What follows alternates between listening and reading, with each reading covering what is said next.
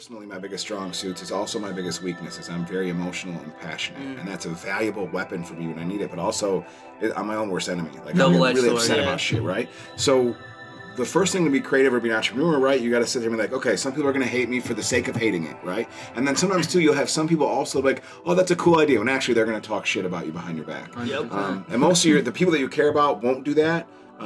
So you need to your point, you need to worry about that. But still, if you want to do this type of stuff, you need to know that the likelihood of failure is high. And that you might fail and people be like, I knew he'd never do anything. But I'd rather have that happen to me and fail and know that I tried that than be like, oh, I listened to so-and-so. Because a lot of times I think some people are afraid. They hear one naysayer and they're like, maybe I shouldn't do this. Totally. Yeah. And I would tell those people that are like, they hit a barrier in something and they're just like, they clam up and they're like, I don't know if I should be doing this. I think those kind of people maybe should go back to the drawing board and like have some more introspection of like finding out who they are as a person. Because once they develop that sense of self, that's confidence right there. Then you go out into the world and you're like, I don't care what anyone says. I want to be me. Real, recognize real. Like I'm out there for myself and to support the people that really support who I am as a person. You just said it, man. Like game recognizes game. 5, 4, 3, 2, 1, 0. Hey everyone, welcome back to another episode of BINDLISM, a philosophy to a self-sufficient lifestyle. This episode, Kyle and I interviewed the co-founder and host of the online cooking show, Spatchcock Funk, the one and only Matt Reed. Matt is a digital marketing master, working for agencies such as Olgivy and Digital Hyve. He also teaches marketing as a teacher of practice at LeMoyne College. We brought Matt on the show to share his story and creation behind his show and brand, Spatchcock Funk. The show's motto is real food plus strong drinks equals great stories. From tips on how to build a great brand, dealing with the pains of entrepreneurship, to artificial intelligence and the emergence of singularity, this conversation was jam-packed with so much greatness. I am beyond hyped to share this one with you all. So settle in and enjoy episode 46 of BINDLISM with Matt Reed.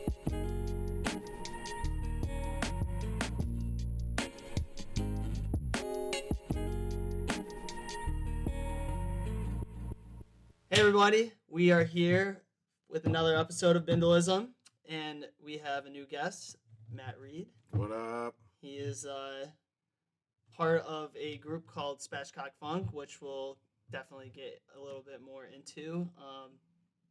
But yeah, why don't you kind of introduce yourself, tell everyone kind of what you do. Yeah, all right. We kind of go from there. Well, I'm pumped to be here because I love the brand and the holistic kind of lifestyle shit that you guys have put together, you know?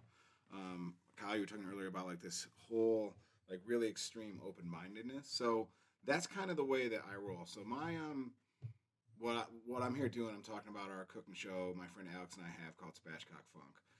How we got here though, my background is actually I'm an advertising guy by trade. So I got out of college and I moved to New York City, worked for Ogilvy, and then during this merger that they had with J. Walter Thompson for the media buying department, came back to Syracuse, worked in an ad agency there. Worked a couple of ad agencies, met my wife. I ended up working at the place where you've been playing, Andy, at Digital Hyve. I was the chief operating officer there. But I fell in love also with teaching. I was doing some teaching at Syracuse University, and that brought me great joy. And I really loved working in the advertising world, but I like teaching it. So then I was like, man, if I could find a way to like teach full time and do like creative shit on the side, sign a brother up. So. Over time, that worked out. I ended up getting a job teaching full-time, and I run this consulting firm called Royal Punk Android, and sometimes we partner with Digital Hyve or different firms and do different stuff, TV campaigns, a lot of digital advertising, more the creative side, not the execution side. So anyways, my homeboy and I, though, are part of this crew where we would just go and like party all the time, like, I mean, not all the time, but like, you know, that's one of the things that we would get down on. We'd make good food and like drink and carry on and go to shows. So for years, though, he and I, Alex and I, had been talking about we were going to start a cooking show. So we would tell people about the idea, and they'd be like, "Oh, that sounds cool," and then we just back off of it because, like you guys know, once you have an idea, you tell somebody about it. Usually, they're when someone validates that, you're like, "Oh, Yeah, I'm totally. it, dog," Yeah. right? And You haven't done shit. Right. You just let it sit there because now someone made you feel good about it. So we finally got Yeah. around to it. We're starting to get some traction. So that's kind of what brought us to where we are now. And we're starting to we've interacted with a lot of brands, brands like you guys, Chris Exo Taco. We're working with other different places to kind of share stuff and tell our story, which basically the setup, dude, is dope food plus strong drinks equals great stories, because most great stories usually involve one of those type of ingredients. But usually it's you get together with good people, and to me and Alex and our crew, it's like you usually have fun. Like, we're going to have a party, and it's going to have sick food, and there's going to be a lot of drinks. Like, Alex has this house battle shots. So basically, like, it's like a beer pong table, but it has like Battleship, right? Mm-hmm. So you'll put shots, and now as we're getting too old, they're beers. Yeah. But you'll play Battleship, and you guys have played that game. So we were realizing all these cool, crazy adventures we'd have in different cities kind of was born of that. So we felt like we could tell some cool stories and encourage storytelling across the board, and that's kind of what we're trying to do, is inspire creativity, open-mindedness, sharing ideas, while being pretty meat forward and drinking a lot of tequila. Hell yeah. That's kind of how we go from 0 to now, I guess. So the name Spatchcock Funk. Yeah. Where do you come with it? Yeah. I had to look that this name. one up. That's pretty out there. You know what? A lot of people like have heard about that, see the name, and they're like, "Oh my gosh, like that's so offensive," or like, "That's." Well, I like when people call it cheeky, because that makes me feel cool. But we came up with the name, actually. Spatchcock we wanted to have a cooking term that people would know as a cooking term.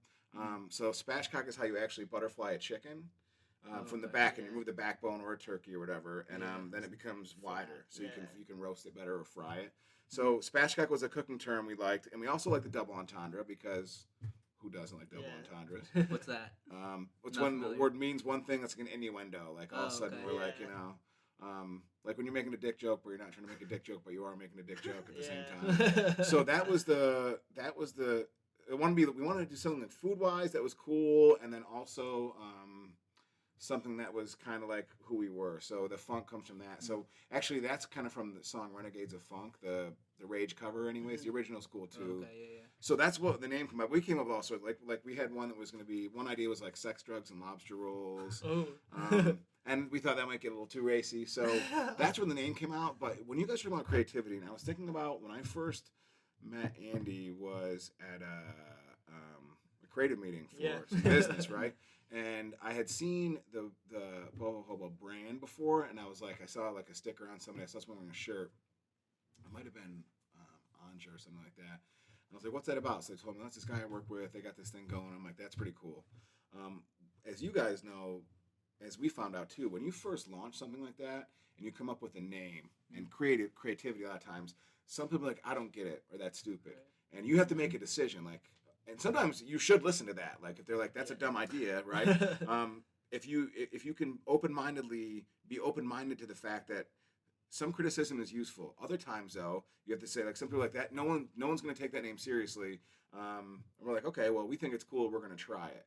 So that's kind of that part of it. A lot of the stuff we'll post something, as you guys probably do too, and someone will say, which is awesome. We want feedback. When they're like, you should make this, or you should have added that in there. That stuff is cool. But it's hard sometimes to filter out too. And like someone's like, dude, you should try like not look as heavy on screen. I'm like, I can try that, dude. I don't know if I can help that. So that type of creativity, that type of exchange is something when you want to be creative, as you guys are doing, and you guys have a bigger footprint, I think, than we do. I'm pretty sure of it. What happens is, actually, I don't know that, but I would guess. But my point is, though, as you're going through that type of stuff, to be creative means you have to put yourself out there. Like, you're 100%. emotionally exposing yourself, right? So how do you guys feel about that? Do you feel like I feel like we can both relate on this just because of the name itself. Yeah. The brand, like Spatchcock Funk, Boho Hobo, they're Yeah. both pretty Yeah. out there, you know? Totally. Yeah. And you just have that gut feeling of like, this is right. This is what we got to do. And like, okay, yeah, you'll have naysayers, but at the end of the day, you're not doing it for those people. You're trying to attract the crowd that is representative of the brand itself. So by you having an out there name like Boho Hobo or Spatchcock Funk, just the brand name itself is going to target the audience, the brand, the community that you are looking for. Yeah, like that's an awesome point. for example, when we started this, all the friends that I hung out with in college, I was, telling them like, we're starting this brand because we had done something prior to this, and so it was like we're doing something new and blah blah blah, and like this is what we're doing. They're like, "What's the name?" I'm like, Boho Hobo Lifestyle, and they're like, "What?"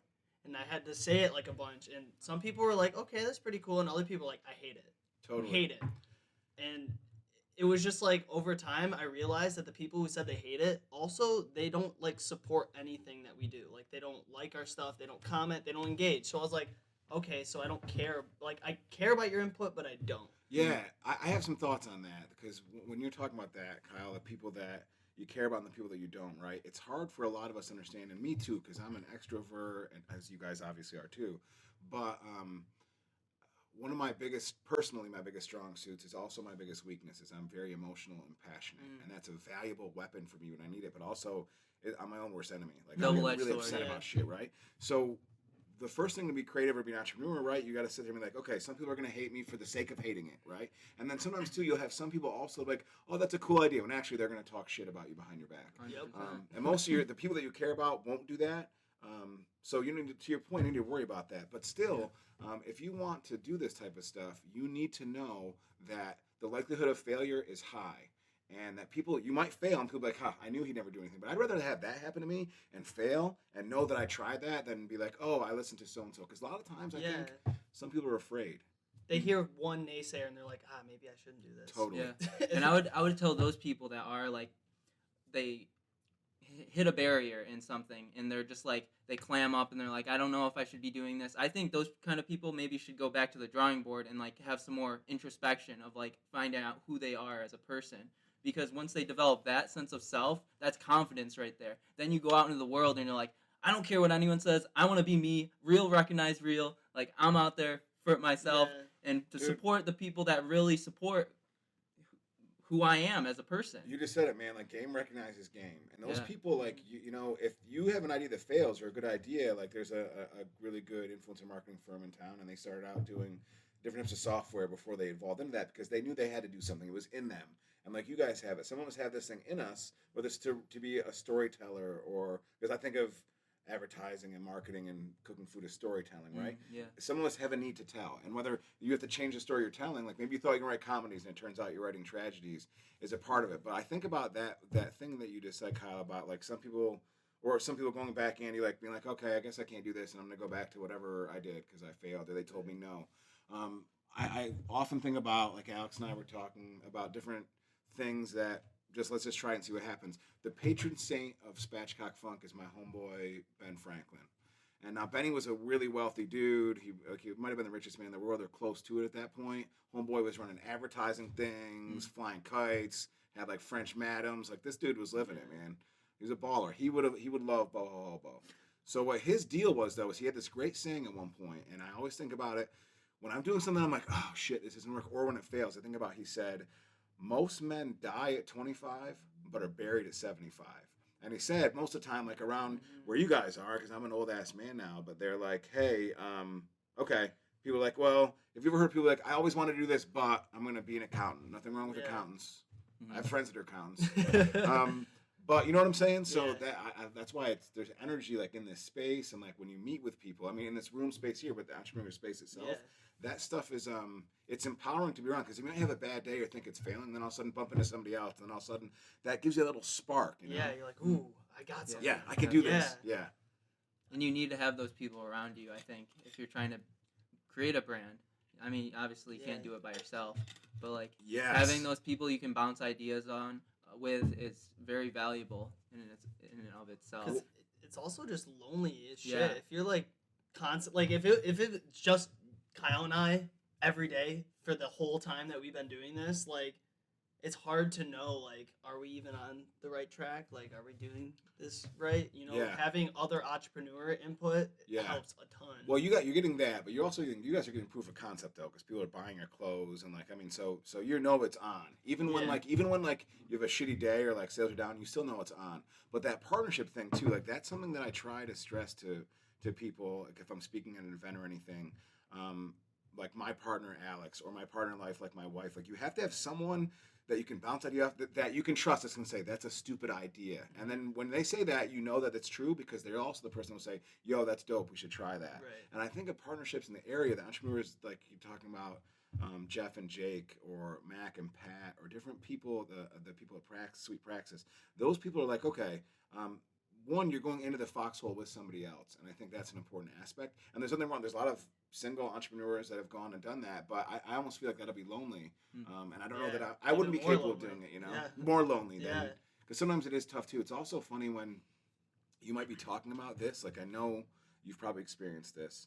You're at like a cocktail party or some house party or a barbecue, or you're chilling and you're talking about that, and one person's like, "So, what's going on with Boho Hobo? Tell me about that," and because they're interested, and then somebody else will like kind of like, and you feel that. you Yeah. feel it. You as an feel it. empathetic It changes human the being, you know the energy of the they're room not about it. changes immediately Yeah. when that happens. And Totally. for us, like we talk about it a lot. Like whenever that happens, it kind of like shuts us down because we're like, okay, like we know this one person's not this about person it. definitely doesn't fuck with anything we're saying, and Yeah. like most people here aren't gonna fully like understand what we're about and what we're doing and like the day-to-day processes of this. So like I don't know, there's like these social cues where we're like, okay, like we gotta push it aside. You know what? I mean, I struggle with that too, but it's the pushing aside thing. My buddy Alex is more steel-willed than I am, but for me, in a lot of ways. But for me though too, what I've tried to learn is because I get super emotional. I'm like, fuck those people. You know, if you don't want to hang, then we fucking ride or die. So, Yeah. but that's not the way to be, man. I think about like my homeboy Abe Lincoln too. This dude was like, I defeat my enemies by making them my friends. And the whole Kill Team my of Rivals kindness. concept is like, oh, you guys all want to fuck me and kill me? Listen, man, either if you really care about this country, is how he rolled. I mean, I don't think he was cursing like this, but he Yeah. was like, look, dude, either if you really care about this country, we're going to partner together and get this shit done, like me or not. And eventually they turn. So my whole thing is this person that we feel, because that happens to me all the time, like, oh, dude, these people hate me, and you can feel it, right? I'm always like, all right, you know what? Maybe over time that can turn, and if not, then fuck it, right? But you're still doing the right thing, even if you get no return on it. Intrinsically, you get that Right. return. Yeah. And honestly, I've had that happen for people that were haters before. Were like, hey, like I have a person that I respect and value as a friend. I'm not gonna go through that story on there that they were hating all day, man. I was getting like haterade showers, like Andy Reid, bro. But that changed over time because that was the approach. But a lot of times too, I've taken the other approach. And like for me, our cooking show, we've had some failures too. Like the first pilot episode, dude, like, it was a nightmare. But we had fun doing it, and we got a little proof of concept by people liking our. We just showed our friends. We didn't like put it online. But a lot of failures. My life is, I feel like sometimes, and this is probably true of a lot of entrepreneurs or just people in general, I think, feels like a series of time in between bad decisions.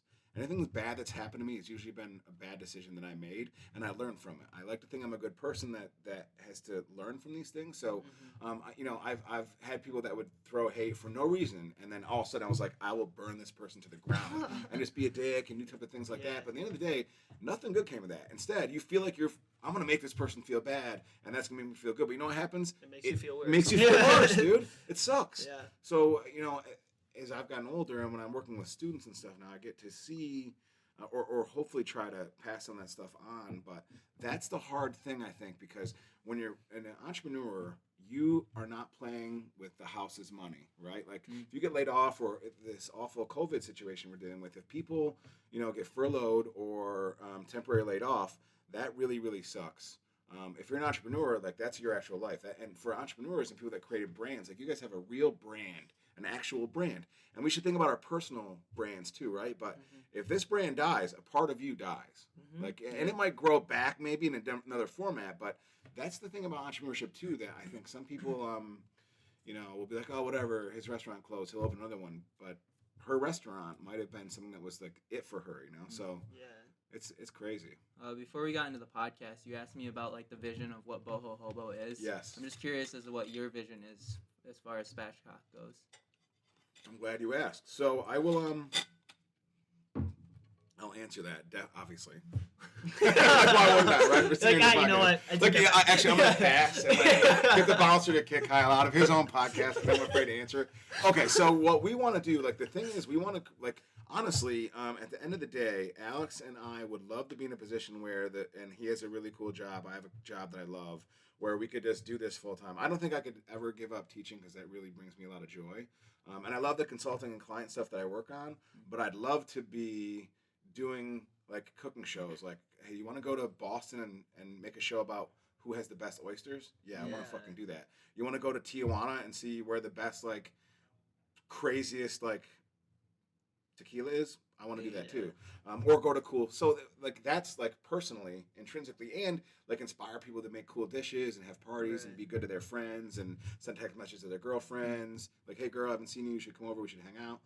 So that's one thing. To get there, we want to increase, like, you know, we started to partner with brands and be recognized. Like, you guys asking us to be on the show was cool because, like, oh, okay, cool. Like I said, game recognizes game. So we wanted to see other brands like, okay, these guys are cool. So we've had that. And, like, working with, like, with restaurants and places that we've done stuff with. Or Chris Johnson from We Eat CNY was one of our first guests on the show. So that was the first part.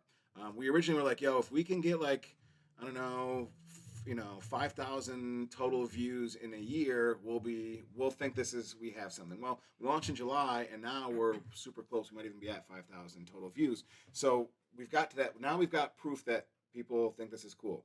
Because like if we have 500 views on a video, I don't know 500 people. You know what I mean? And like no one, like your girlfriend might be like, hey, Andy, take a look at this. Or my boyfriend might be like, yo, Matt, you should watch this. And I might watch it for 10 seconds, or I'm not going to watch it. I'm like, oh, yeah, honey, I'm going to watch it, right? Yeah. So we know that that's working. The next step now is we want to generate enough subscribers on YouTube, generate some revenue that way, and get brands to partner with us to maybe pay us to create content for them or to be guests in the show. And we're having those conversations. The coronavirus is kind of putting a little bit of stop in creating new content for us. But we've got some ideas. Like we're going to do some online happy hours and things like that.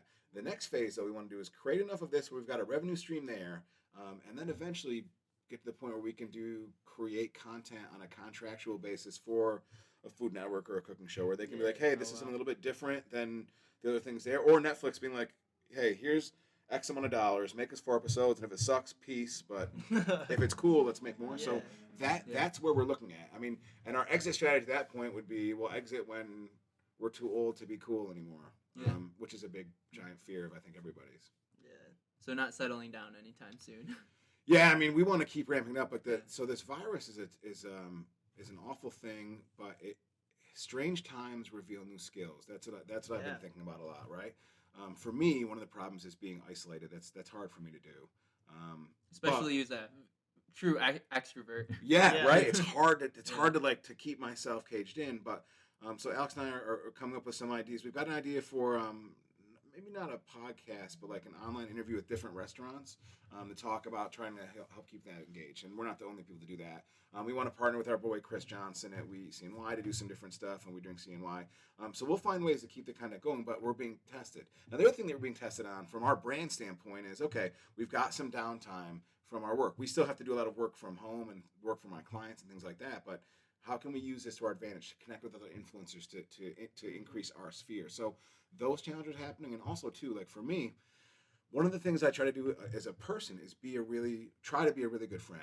And I think over the past like 5 or 6 years, I've gotten pretty good at it, but I still make a lot of mistakes too. But during this time is a good time. Like this is when you see true leadership, whether it's governors, mayors, and the mayor here is a friend of mine who I think super highly of, and he was a guest on the show. You should go online and check it out. Yeah, I've seen it. So this is when you see what people are made of, and it doesn't mean you have to go and like run into someone's house and give them mouth to mouth if they're sick, but it's just random text messages. People will feel that. Like it happened to me. A friend of mine texted me the other day. He's like, "Yo, dog, what are you doing Friday night? We're gonna get a bunch of people together for my fraternity in college, and we're just gonna wreck beers and drink liquor over Zoom and spin Wu-Tang and other old school stuff." So I'm like, I'm on board with that, obviously. So that's something that I think is another thing that can be revealed out of this. And for you guys too, when you get trapped in here, not trapped, but you were saying, you've been here for like, 2 weeks, and you're coming in and you're on top of each other, but all of a sudden you're there like, what do we do with this now? And you built this loft, you're doing different things. That's a good benefit out of this awful situation we're in. One of the things that we try to stay true to is minimalism. And so like you're saying, when the coronavirus hits, you go bare bones, and you try to see what is most important in this world, in your life. And like on a societal level, it's like healthcare. That's like all of this other business stuff is getting stripped down, and like that's the main thing that's keeping us together. If people can't live, no one's buying Lamborghinis if they're dead. Right. And you know, let me ask you guys this too, because you're like the way that you like that philosophy that you were talking about too before we went live, Kyle, about just that like I just love that idea of extreme open mindedness. If you had to describe your brand, Boho Hobo, not using extreme open mindedness, what would be like a 2-word look and feel to describe it? Understand the human condition. Yeah, I know it's that about wasn't 2 words. Yeah, but I get it though. For me, it's all about like increasing consciousness. So like we have this higher mind and we have this primitive mind. The primitive mind is where like all the emotions are. It's like the monkey mind, the chatter. It's like it makes us make stupid decisions. And then there's the higher mind that's like more conscious and you see the bigger picture of how things are on a societal level, your life itself, and you try to make wise decisions in life.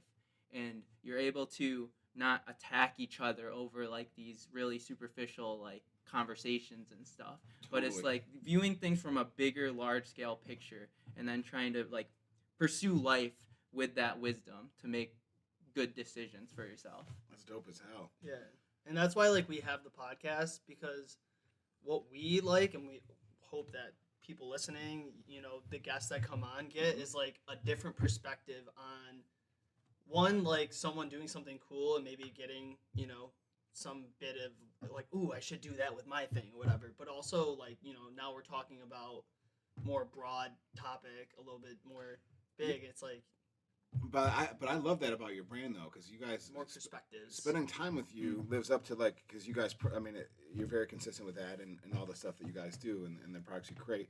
It's almost like a state of Zen entrepreneurialism, I guess, is a way I would describe you guys to somebody else.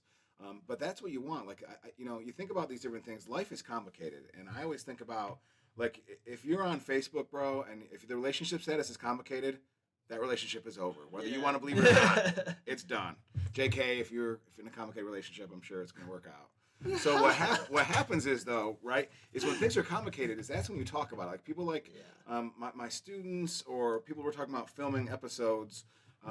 Like let's not talk about race or like gender or like civil rights or gay rights because it's complicated. Well, that's the fucking time to talk about it, dude. Let's make it uncomplicated. And people are different, but they're still equal and valuable, right? Like that's not like, I'm not saying separate but equal. I'm not, you know, so anybody looking at home, that's not what I'm talking about. But rather embrace these differences. Like if you're straight and you have friends that are gay, that's a new perspective that you have. People have different backgrounds. This person's rich, this person's not.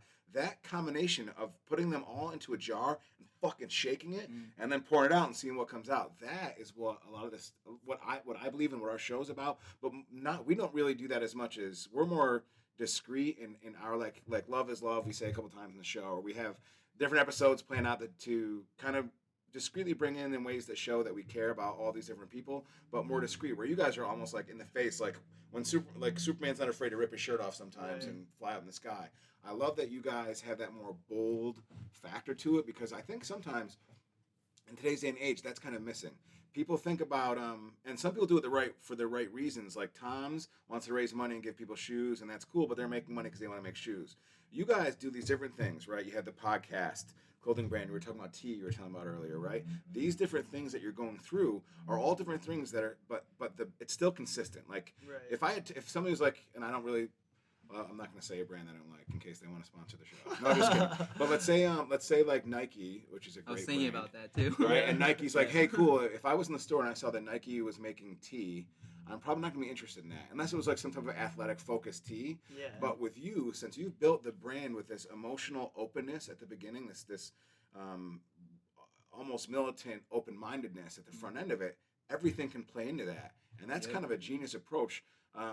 Building the brand core principles before like what the core competencies are. It's all about principle. It's philosophy. And what the deeper you can build out the philosophy, the more expansive the brand can become. And the easier it is to stay true to it, right? Yeah. When we started this brand, like we were making clothes and stuff, but like this whole mission and like philosophy behind it was really what was driving us and continuing to keep us, rolling on it. And then we really started working on the products, and we realized that we kind of like reverse engineered how to start a brand. That's an awesome thing to reverse engineer and be like, oh shit. Yeah, you know? Because most people start with their product and what they're gonna offer, and then they try to figure out what's our name, what are we gonna look like, how are we gonna, and we did the opposite. Yeah. So we were like, we already know who we are and what we're doing. And now we can figure out like, oh, let's do matcha. Like that seems like something that fits into the brand. Oh, like we can do video work. Like we're finding avenues now and just make things a little bit easier. Totally.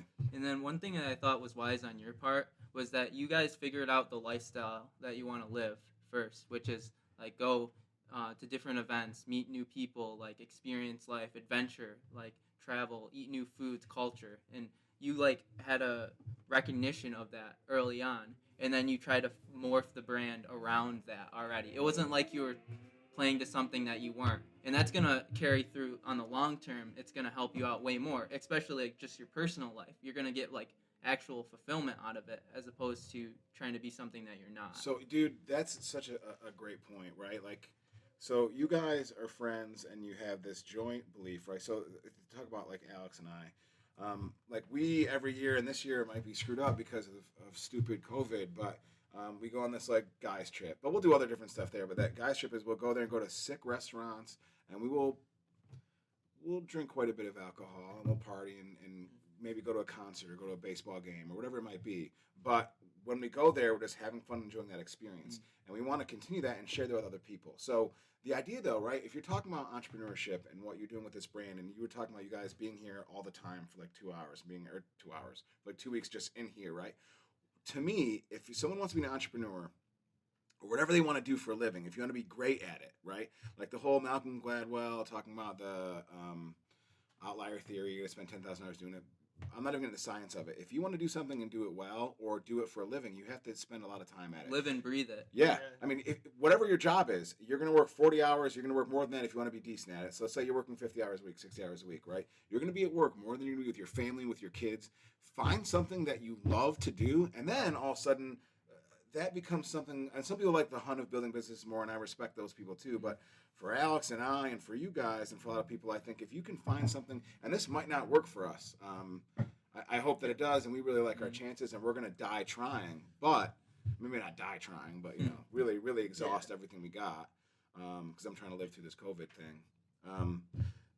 That's the thing, right? Like if you find something you believe in, that you mentioned fulfillment, and that's a good way to look at that. Like you might not be satisfied, but you're fulfilled. You're fulfilled in trying to, like I mentioned Franklin earlier, but those guys, man, for all the stupid stuff they were doing at the time. In the Declaration of Independence, it talks about the pursuit of happiness. And the Will Smith movie's fine, right? But the idea is you're guaranteed the opportunity in this country to pursue happiness, but you're not guaranteed happiness, right? So are you doing, I always think about, and I when people ask me like to meet or to talk about their business, my thing is like, do you feel like you're pursuing happiness? Because if not, what are you doing? Right. Why are you doing that job or dating this person or, you know, going to this movie if it's not part of your pursuit for happiness? Yeah. I think that's the ultimate goal of the human experience is the pursuit of well-being and fulfillment.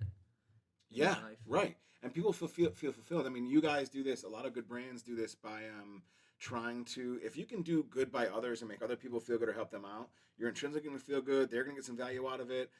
And you can work that into like what else, the other stuff that you're doing.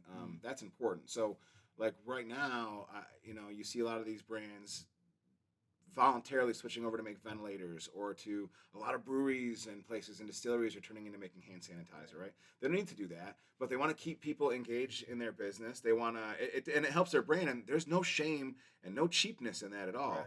Right. But when brands like you guys that were doing that idea of the extreme open-mindedness before something like this happens, that's a pretty cool thing too. So it's an interesting time because we'll see what brands really stand for things. I noticed that Amazon had waylaid some workers. I don't know Jeff Bezos. I can't say he's a good person or not. I'm sure he's fine. But with all that money, you see Bill Gates just throwing cash, like, let's do this, let's do that. And we haven't heard from Bezos yet. And probably he's going to do that, right? But in these tough times, now you're going to find out, like, who really is down to help other people out. Right. Yeah, I think that's the who's all talking, who's actually executing. Totally. And the brands I think that end up carrying through these hardships are the brands that actually provide real value to society. It's easy to Yeah. play it off, especially if you're good at advertising or marketing, to like say stuff that you're not actually following through with. For But sure. but If that you say it really well, shows. people listen. Yeah. Yeah. I But think that'll show in the long run. it will. Yeah. And this is one of those times like I don't believe this is any type of divine intervention or divine reckoning, nor do I think it's Mother Nature's wrath on a virus, right? Like the human virus. Whatever. There's a great book that I love called The Road by Cormac McCarthy. It's awesome. It's about like this father and son at the end of the world. It's super upsetting, but it's a great book. And at one point they meet up with this old dude, and the guy's like, actually, I know how the apocalypse happened, because the book doesn't tell you how they got there. And the guy makes this great point. He's like, it doesn't matter when you're in the shit of things. It doesn't matter how you got there, dude. Like going back and saying how this got there, that's not what matters. So in that situation now, it becomes a time of how do we, as people and as individuals, for these personal brands that we have, like, are you texting your friends? Are you calling your, like, I haven't called my parents in a couple of days. I got to call them because that's on me, right? But I'll text my friends. I'll try to like write people letters. All of us, if you can try something once a day to reach out to somebody, to connect with them, those small things, if you take care of little things, the big things take care of themselves. But when the shit gets real, like it is right now we're going to find out who's really willing to do the small things. So The true character comes yeah, out. and I hope that I'm one of them. But we just got to keep trying to be, and it's going to be an interesting time because getting brought back to zero. There are businesses that existed, like you and I were talking before this thing went down, before the podcast started. There's businesses that were successful and big before this, and now they are not, right? And some of them might cease to exist. Yeah. And businesses or brands that we thought were stupid might all of a sudden become like Nike. I think is going to do right by people because that they're a really socially conscious brand, but. Who knows how things will change out. It's an interesting time, but it's unfortunate that it's taking the death of hundreds of thousands of people to bring us to remind us that, you know what I mean? Yeah, Right, that's yeah. very true. Where it should be something that's I don't know, just like the future of things. Maybe I'm in a different headspace, but as an entrepreneur, you always like trying to gauge. Well, I guess I'll speak for myself. Not all entrepreneurs do this, but like I always try to look at what's the future to come. Whether it's like maybe artificial intelligence or like automation with Amazon, like where is society headed towards?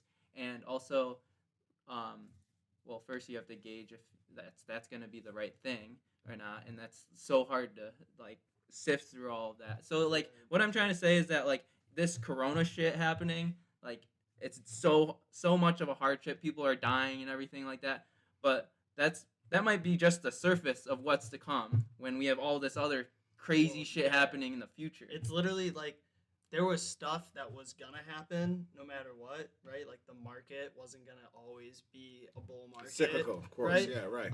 This was just kind of like the domino that's now gonna start unveiling a lot of things that as a society, as a world, like we all are gonna need to figure out how to progress forwards. It's also, I think, going to reveal, like, I've been thinking about this too, because that's what the 2 points you guys just made that's important to the fabric of us as humans. And a little more topical shit like that, though, is I was laughing the other day.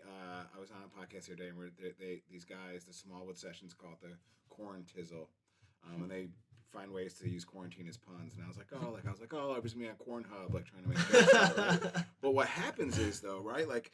Creative mediums, we're going to see new stories and things emerge. So, like, The Walking Dead came out and everything was zombies. Or, like, Twilight came out, everything was vampires. Which, Twilight's not the good vampire stuff. I think, like, Interview the Vampire is the dope vampire juice. But I'm psyched about what type of...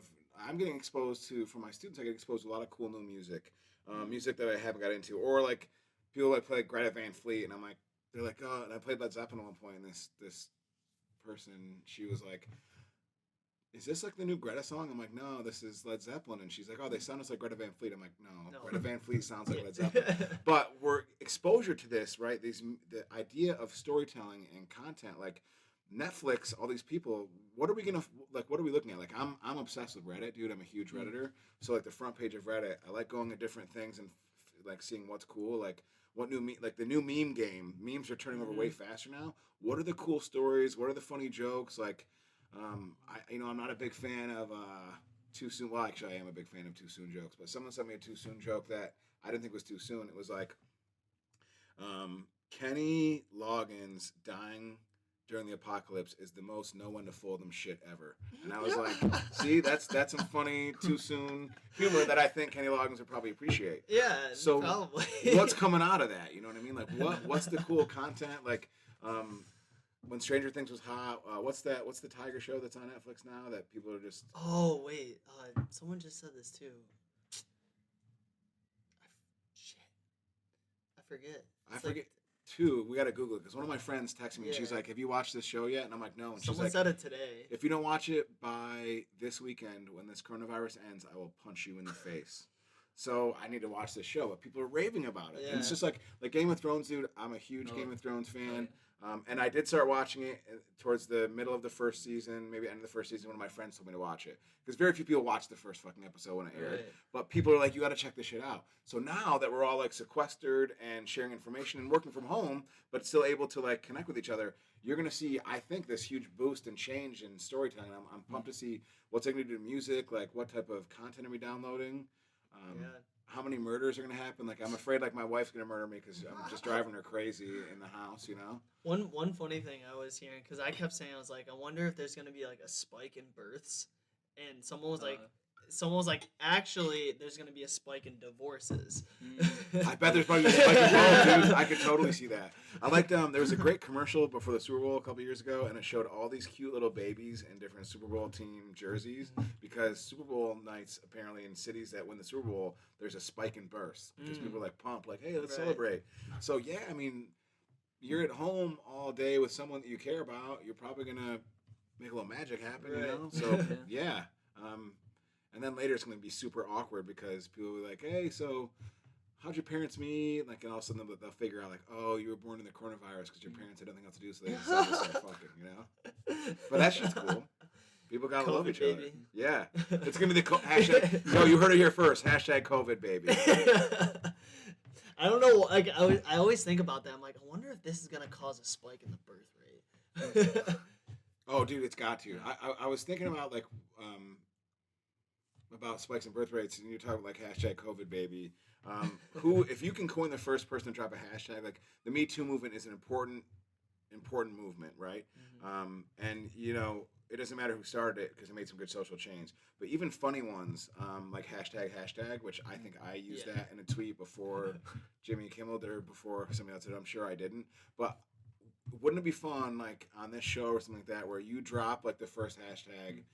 I know some people that just pitched an idea to me that I'm passing along on their behalf to somebody that they think is a good pro situation we're in hashtag that might help people be better. But I want to be able to come up with a term that is just like fire that people are going to use forever and just be like, and I'll hear someone Let's say think it, about like, it. What like would cool. it be? I don't. We got to figure that out because imagine the person that first started saying cool for regular things. Yeah. And all of a sudden he's in like the grocery store and he hears a little Right. kid say to his mom like, "That's cool, mom." He's like, "Oh, I started that shit," you know. Right. That's so Spatchcock. Dude, that's it. We've been grinding out hashtag Spatchcock Nation, Spatch Cocktails. Yeah, there's got to be some Yeah. shit that's out Yeah. there, dude. like That's culture changing. You It's know all what I just mean? it's like wordplay too, because like you were saying the quarantine puns. Yeah. So as a building like these 2 floors, we've been hanging out more just because like we're all in our rooms all day, and then we get out at night because we're all kind of done with work, so we start kind of hanging out. And we played a 3-day game of Risk, and I was like Riskatine because it's like quarantine, Risk, and just like wordplay, you know. Did you throw that on Twitter or something? No, we put it on a my You friend's- heard it here first. Andy Riskatine. used that first. Riskatine. Upstairs, my friend Sarah, she is a filmmaker, and so she likes to build scenes and scripts based on just like witty things people say. So she always has a pad, like a note. Very Larry of, David. like, I love that. sticky notes, and Yeah. whenever she hears something funny that someone says, she just writes it down. She slaps it on this like board, and so all like during this whole like 3-day game, there was just a pile of sticky notes from the bullshit coming out of all of That's us. awesome. It was so good. How cool. So I haven't met her. I hope she's super successful. She's actually gonna be on the show probably after you. Yeah, She might be sweet. the next Next one. week. Then I'll Yeah. listen to it. Because you know, you want to root for people that are coming up with cool creative ideas like that. Yeah. The best ideas to me come from stories like that. Like the show Seinfeld, like when there's even an episode in Seinfeld about them pitching it. Like if someone pitched that idea to you, like you'd be like, what? Yeah. That's stupid. But those small things, like It's Always Sunny in Philadelphia, there's different love things that you see, and I love when you be like, these two people would never be friends, and then you see the chemistry on screen, you're like, oh, they totally would be, you know? Yeah. That type of thing you're describing, man. Like, I don't know, dude. You guys should maybe next time you do some shit like that, throw a camera on it, and you might get some shit out of that. That's you know? so funny. Like, I think my favorite one that came out of there was we were talking about what it would be like to have a lo-fi concert with a mosh pit. And then we drew it, like literally wrote lo-fi beats and then had people moshing around the words dude. Lo-fi beats. I was like, we should put that on a shirt. You should definitely put that on a shirt. All right, I got a good mosh pit story for you. So one of my homeboys and I were recently, by recently I mean like December, but I'm much older than you guys, so time seems shorter to me, which sucks. But anyways, in December, homeboy and I decided to go to Nashville, and we went to Hattie B's Fried Chicken, the birthplace of Nashville hot chicken, super dope. Country Music Hall of Fame, all that shit. We went to some cool restaurants, but doing a little partying. And we went to see. We're gonna go see a show, and it's the country music capital of the world. But somehow we ended up going to see Sum 41, the '90s punk band in Nashville. Fat Lip, right? Yeah, dude. Yeah, Fat Lip. And but that show was tight as fuck. But anyways, as the show was banging, my buddy, and it's funny because in the concert, you'll see like a girl like wearing a cowboy hat and cowboy boots and like a sundress, which is like the Nashville style, and then this other dude next to her with like tats all over the place, and like it was a cool Super grungy. yeah, it was an awesome mix of people. But at one point, my homeboy I see him put these two people up their stage pass, and they're passing this person around the crowd, and all of a sudden this mosh pit starts, and my buddy comes over getting drinks, and this girl comes over to him, and she's like, points at my buddy, and she goes, "It's him, the commander of the mosh pit." And people just come by and high five him, and I'm like, so the next day I was just laughing and kind of recovering from the night before, and I was like, people are gonna say, "What's the funniest thing you saw, or the coolest thing you saw in Nashville?" And my answer is, my boy being the commander of the mosh pit at a Sum 41 show in Nashville. That's the type of adventures that you wanna that you guys are having here every day. So that shit is dope. Yeah. I love shit like that. Yeah. Just break culture. Yeah, That's what it's definitely. about. It is. Yeah. It really is. Well, it makes you You realize like you can make so much content on just like normal activities without even realizing it. Yeah, definitely. With the right people. I was just gonna say the key ingredient for all the stuff in Spatchcock and for what you guys are doing and in life is if you're with the right people, like you can be with the right person at a terrible party or something like that, and you're gonna find a way to have fun and get through it. Like Absolutely. that's one thing about the quarantine that's I'm enjoying. My wife and I have a lot of fun together, and now we're only like 2 weeks into this thing, so she might disagree with me on this topic, but we have a really good time. So. If you're with the right people, with the right partners, right, in business and in life, that makes the situations a lot easier. So I always feel like too, for some people that haven't done that, I mean, shit, if you're with the right people, I'm not a huge country music fan. I don't totally hate country music. But my partner Alex was like, "Yo, we're gonna go see Florida Georgia Line," and I was like, "What?" I'm into it. I'm like, "Yeah, I like you're into Florida. it." All right, Yeah. so I don't hate them or anything. I'm like, "Is Nelly gonna be there? Hopefully, he'll spin some of his shit." And they're like, "No, Nelly's not gonna be there." But I go to the show, and of course, it's a super cool concert and a blast, Yeah. right? I mean, that's the type of shit like live music to me. Even if it's music that I don't particularly like, I'm gonna go to the show and afterwards be like, "All right, I'm gonna rip all their shit on Spotify because I saw it. Now it's part of my experience." Right. But being with the right people that are. My friend Jimmy owns this pizza shop and a bar, and he's awesome. And he will refer to it in people as he'll ask about how their will to be weird is. Like, how's their will to be weird? And the higher your will to be weird is, the more you want to hang out with that person. Like, you can drop them off in a library or a Wu-Tang show, and they're going to have the same amount of fun. Right. So that's something that I look for in friends and try to encourage in others. That's super cool. Yeah. And I think that's like the key to happiness too.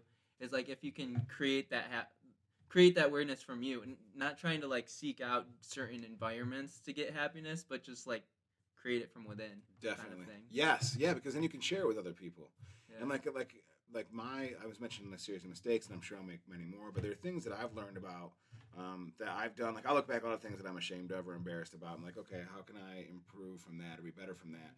Because if you can tell somebody that, like, oh, I'm better than that, but you're really still doing that same stuff, it doesn't change. The same's true, and I'm trying to get all down on it. So I'm not trying to get all down on it. The same is true of the happiness stuff. Like, you know, when people say like, oh, you can't love any other people till you love yourself. I'm not trying to like write any Hallmark cards or write any Hallmark movies, but that shit is true. Yeah. If you can be good to yourself or forgive yourself, you're able to do and be a better support for the people. It's like when you're in an airplane and they're like, you know, put your mask on before helping somebody else. I think that's true. So you're right, Kyle. If you can embrace that, then I think it's infectious at times, like the coronavirus, dude. You know, it's infect everything.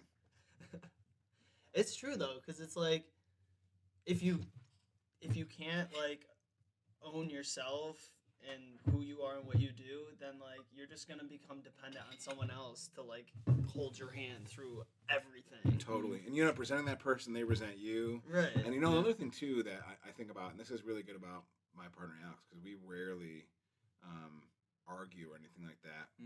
That's a good sign. Yeah, and my wife and I are similar to that too. But with Alex and I, I don't like this.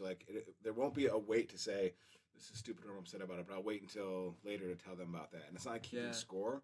But the natural thing is I've been, and my wife can definitely attest to this, been passive aggressive. And the key is that's the thing you have to avoid. Because it's human nature to be like, I'm not going to say anything, but then it bothers you. Then I'm like, hey, you know what? I should have said this to you yesterday, Andy, but I was bothered when you did this. Or, you know, because people can't read minds. If you want something, ask for it.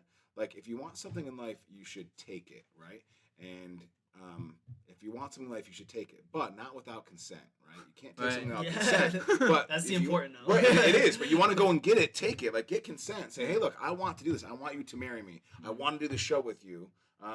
Will you consent to doing so? But put it out there and try to be clear with intent. I think that instead of being lukewarm. Right. Yeah, Or like a wet towel. Maybe Kyle will know that I want to do an episode of the podcast. Instead of just saying, hey, can I do an episode of the podcast? Right. Direct. Right. Direct. Perfect example. That's perfect communication, though. That's the key. Right. Being direct. And no one's like, perfect, but you gotta empathetic, compassionate, but still direct. Totally. Perfect example.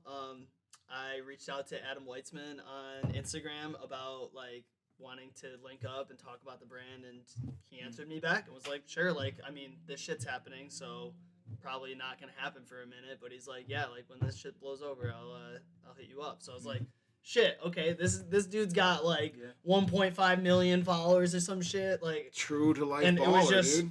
Go for it. Yeah, and the worst thing that ever happens is It's nothing, yeah. right? But you know what? That was already happening anyways. Yeah. So I'm with you on that. And like, you know, I think a lot of times too, like you just gotta go and ask that dude out. You know what I mean? Like, go after something, and if the answer is no, you might be able to go back for it again anyways later because you might have learned why the answer was no.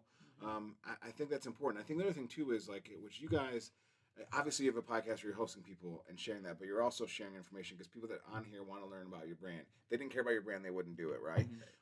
It's like if you're on a date with somebody, and if we were on a date and Kyle and I go up and we're like at the bar and I'm trying to take Kyle home, and the entire time I'm telling Kyle like, yo, here's my degree, here's how much money I make, here's the type of car I drive, he's not going to be into that. But if I'm like, so tell me about that shirt, like what's this into? And you actually care, now like, oh, he's so cute. And that's the type of thing that people like, relationships between a brand, whether it's Nike and a consumer, a kid that plays Pop Warner football, or it's human relationships, it's about a two-way dialogue, right? Give and take. Give and take. Like, I want like good brands, even if they're making, you know, hotel beds or something like that, they want to learn what their customers think if they're good brands. And I think that's true at a personal level. To me, like good branding and advertising, good business, those relationships, that type of give and take, like the extreme open-mindedness that you mentioned before, that is a skill set and an approach that is applicable to everything. I don't care if we're talking about playing racquetball or something else. If you have that, then I think that's a transferable skill. Yeah, it really is. And I think especially moving in this day and age with social media, you see these themes constantly, and it's just like really hard setting what it kind of means to be a good human being, I think. Yes. To get a little bit deeper into this.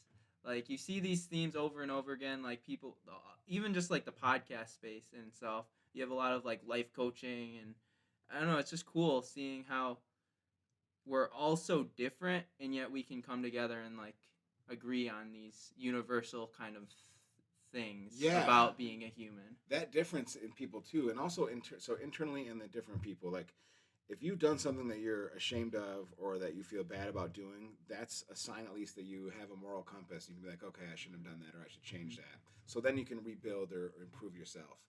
That open-mindedness, though, too. There are people that are going to come together that their differences don't really matter to yours, right? There might be some that you do. Maybe one of you is pro-guns, the other one's anti-guns. You can still be best friends with that person as long as those people have the same type of that extreme open-mindedness, right? But it's people that are willing to do that, because I know people that are really right-wing Republicans and super far-left Democrats that are super, super close friends, and everything in between. So as long as those beliefs, the core beliefs, don't involve some kind of hatred or like, that type of stuff, usually people can get along with anybody else. Like there's a great ad campaign you guys should check out, ad campaign called Worlds Apart by Heineken. And I won't spoil it for you, but they basically trap two people, not trap them, but they bring them into like a place like the Gear Factory. I feel like I've seen this. Yeah, and they have instructions, and they basically build a bar, and they give them a beer, and then on the screen, like one might be like, oh, I'm anti-feminism, and one's like a wicked feminist, and they can either stay and talk or jet. Oh yeah, I've seen that. Yeah, dude, and like when you watch that, it is awesome. And I'm sure, like, I don't think they were 5 for 5. I'm sure it was probably like 15 for 100 that they try to get to stay in the room. But that's just a human being at an individual level, dude, is fun and cool and smart. If they're open-minded, they should be able to connect with anybody. Yeah. And sometimes all of us, and including me, man, have failed to be open-minded in the past and probably will be in the future. And then you got to reset and be like, oh, wait a minute. Did I just not make a connection that I should have? Yeah. And also at the same time, I think arguments are good too, as long as they're conducive to trying to come to terms in a shared agreement as far as like what the conclusion is. You know what I mean? Yeah, a friend of it's mine. okay to have disagreements, and I think that's like the next step after open-mindedness. Establishing that, you have all these diverse opinions and perspectives, and they can all coexist, but then move a little bit step further. Now, have the bravery and courage to go against one another in this like idea lab community to then try to figure out, okay, how can we rise above and like have both of those two ideas converge into this one better idea that we both agree on, kind of thing. Well, I love that because, like, I think about a friend of mine, and I keep referring to friends. And by the way, the only reason I keep putting the sanitizer is I keep touching my face, and I'm trying to stop myself from doing that. So anyways, what you're talking about, though, too, Kyle, arguments can be valuable. There's a friend of mine, and he coaches crew.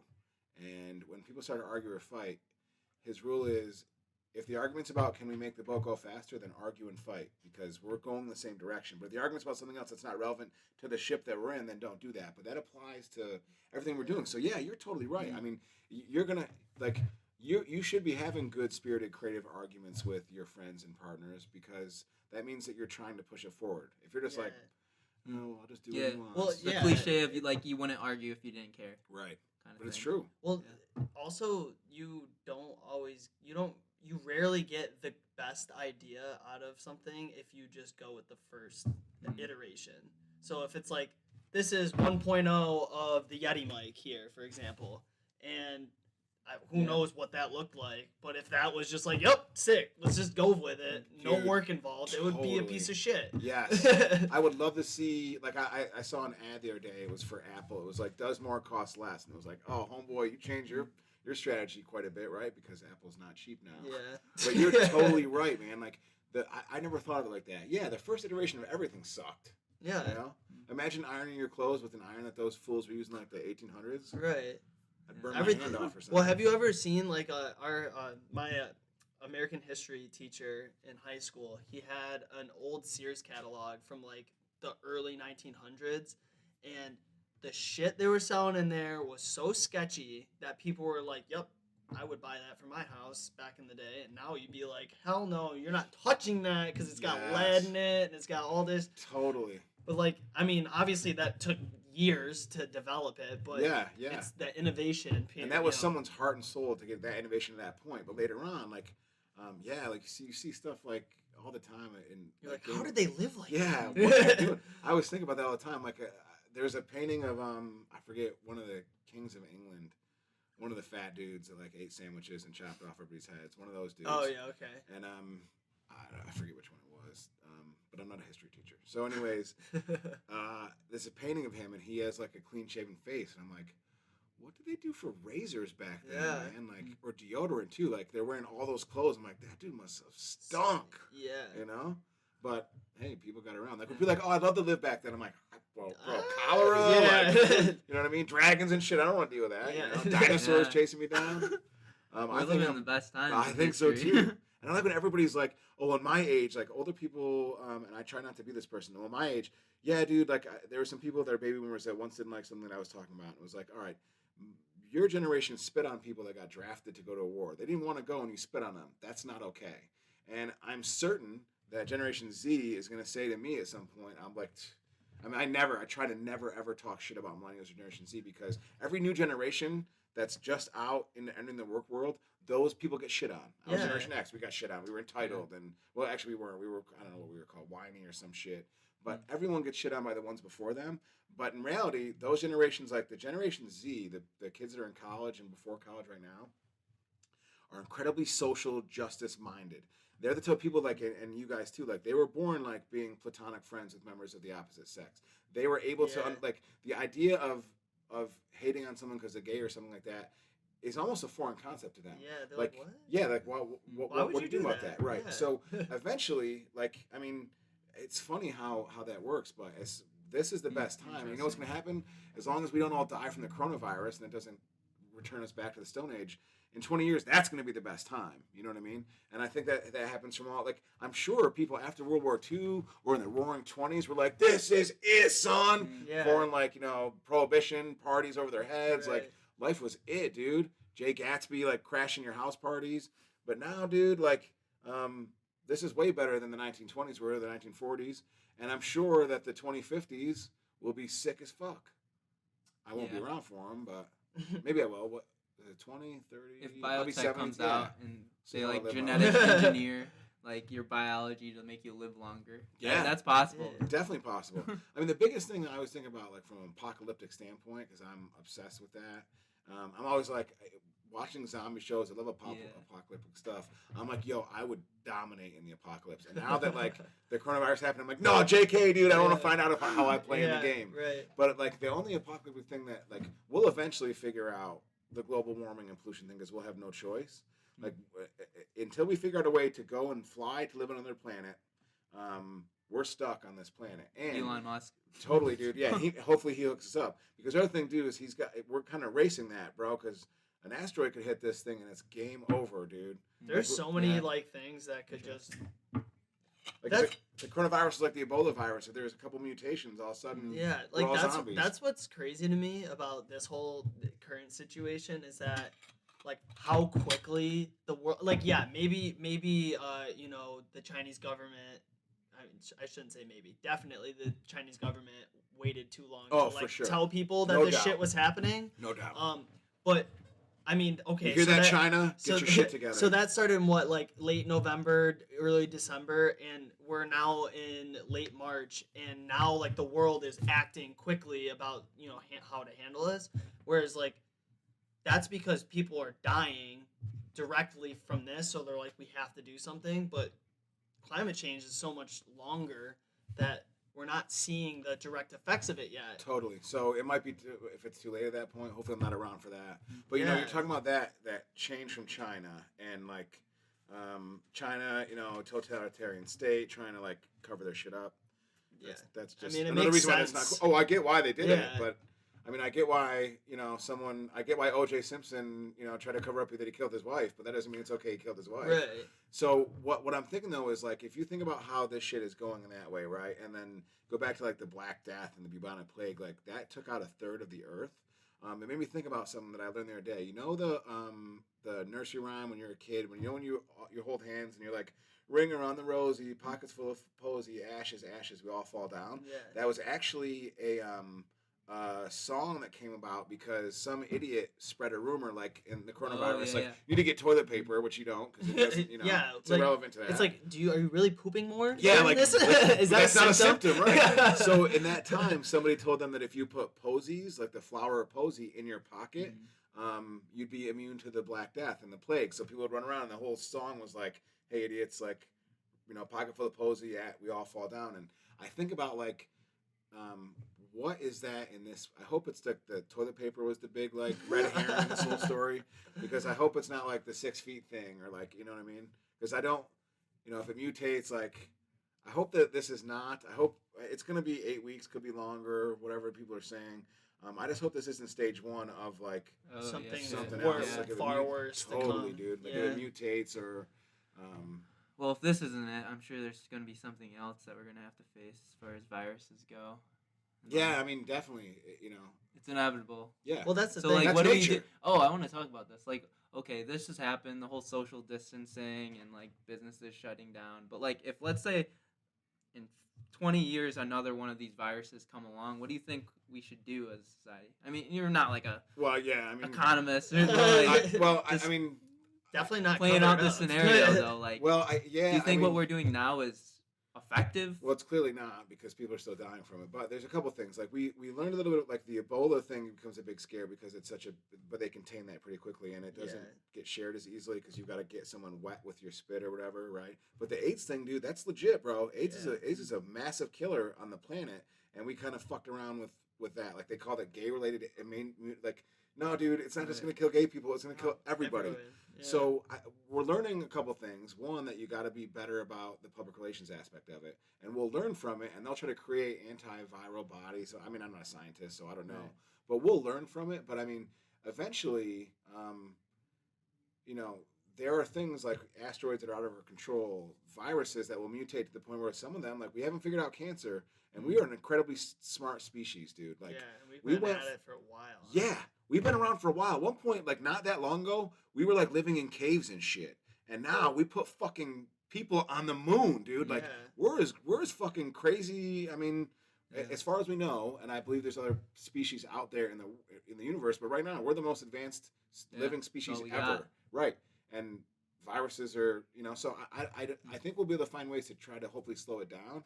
But like then you have debates about like, do you reopen the economy?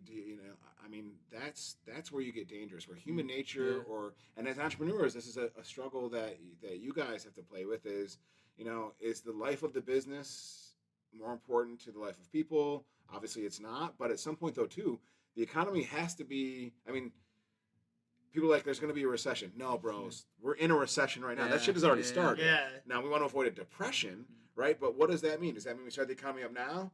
I don't think so. Personally, I think that's a bad idea. Yeah. But if you do that, does that all of a sudden lead to a depression because people get sicker and the whole thing lasts longer? I don't know the answer to those things, but Well, we just heard about the stimulus package. What are your thoughts on that? Well, I have a couple thoughts on it. For some people, it's not going to impact them. I'm as you two are too. We have income coming in right now where a lot of people actually don't, and they deserve that because something out of their control took that out. So it's good from that standpoint. There's also governmental buyouts in it. So the stimulus package, I'm totally cool with any form of stimulus package. And we'll be like, oh, they're bailing out governments or big businesses. Okay, if they're still creating people's jobs, I'll accept that type of bailout. But when people are also like, well, we hate socialism, this is actually socialism. Yeah, like you're 100% socialism. You're giving people money that don't have money. But either way, so I'm for any form of economic stimulus package. I like that they tried to not have all these other things tied onto it.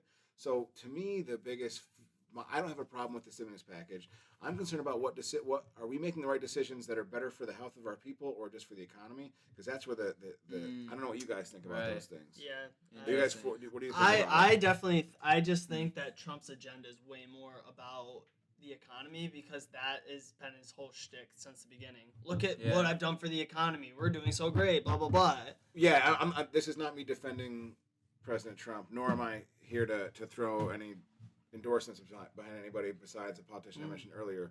But here's my deal about that. The reason why Trump is doing that, and there's a lot of things that I'm not actually. This isn't like I'm defending Trump. I don't agree with Trump. I think he's not morally my kind of dude. And trust me, I've done a lot of shady shit that he's done in his life, but you don't pretend to be otherwise. Right. But what happens though is when you're a president, right? The economy, when a president is running for re-election, all these politicians, and Cuomo's doing an awesome job, by the way, and I'm not a huge fan of Cuomo either, but now I might be because he's killing it.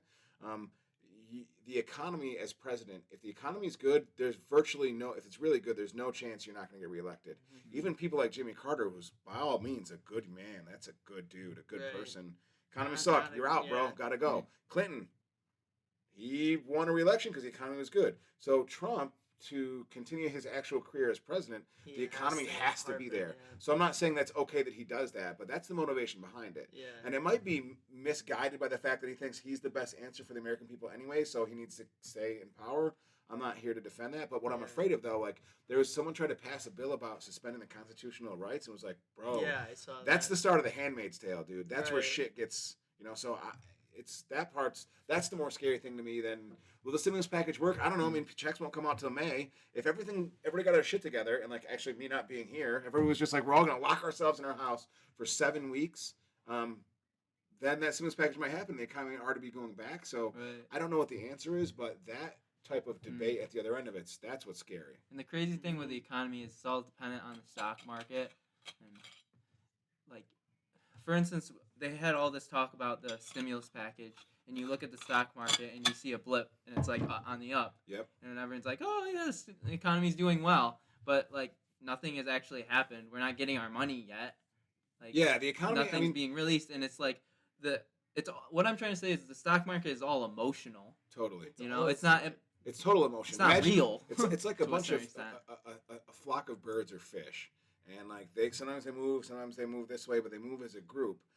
It's a good predictor of how things are going to work out, and the economy's built on it. But anything that's going on now, if like today might have been or yesterday might have been like the biggest rise in the Dow in a long time, that's cool. But 2 days ago, it was the biggest drop in the history. Yeah. You know? So looking at that is not a way. Looking at the stock market should not have any bearing on how we stop this virus. You know what I'm saying? That's the thing. Yeah. That's a It should say, like, disconnect. where the fuck Good are the point. death Yeah. rates? Where's, like, New York City is an Yeah. epicenter of it right now. We're kind of far removed from it.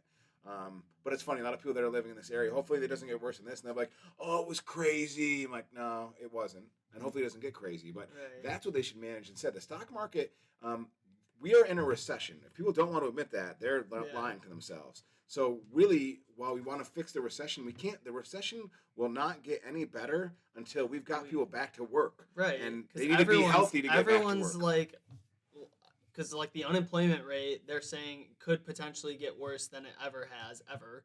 Like, It might get to like the Great Depression levels, and we want to Yeah. avoid that. But the way to avoid that, to me, is quarantine everybody, make them get super healthy, and then get back to work. If we have to say quarantine and the recession goes longer while we're quarantined, that's better than us rushing back to work and all of a sudden we can't control this virus. And now we're the Stone Age, dude. And the Yeah. Great Depression, man, FDR, homeboy had his shit together, and it was great, and saved the world in a freedom standpoint because of the Nazis and stuff like that.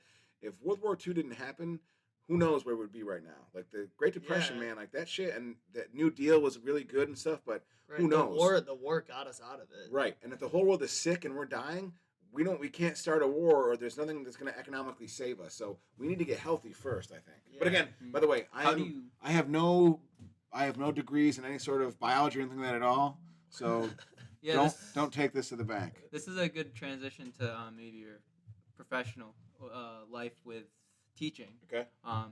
You teach at where? I teach at LeMoyne College. And just to But get by an the way, I'm understanding. not here as any official representative of LeMoyne College. Oh, okay. I just want to get an understanding of like where your academic background is. Oh, yeah, In, so in we- terms of like what you're kind of We presenting. can talk with about the that. You know what? By the information. way, I can mention LeMoyne because people can just Google who I am. It's not going to matter. Yeah. And Right. this isn't anything. This has just been an awesome discussion. Okay, so we went to my academic background. Yeah, just to gauge on like your understanding as far as like how you're approaching your thoughts with the economy and stuff Okay, like that. so my most a lot of professors in the world are academic by trade, meaning they have PhDs and those type of degrees. I am not that. I am what's called a professor of practice. Independent thinker. Well, the deal is you have the academic side and then the professors of practice, theoretically, which is a relatively new thing over the past 20 years or so, are professors that have had like 20 years of notoriety or success in their field. So that's what I have. In order to be able to teach full time, you have to have an MBA. So I had to go back to school and get an MBA, a Master's of Business Administration. So my level of understanding of macro and microeconomics is a little bit born from being the CEO of an ad agency and working with clients, and then academically from from an MBA. But just someone having an MBA does not make them any smarter than anybody else or more knowledgeable about the economy. They might know some theories that other people don't, but really that's not true either.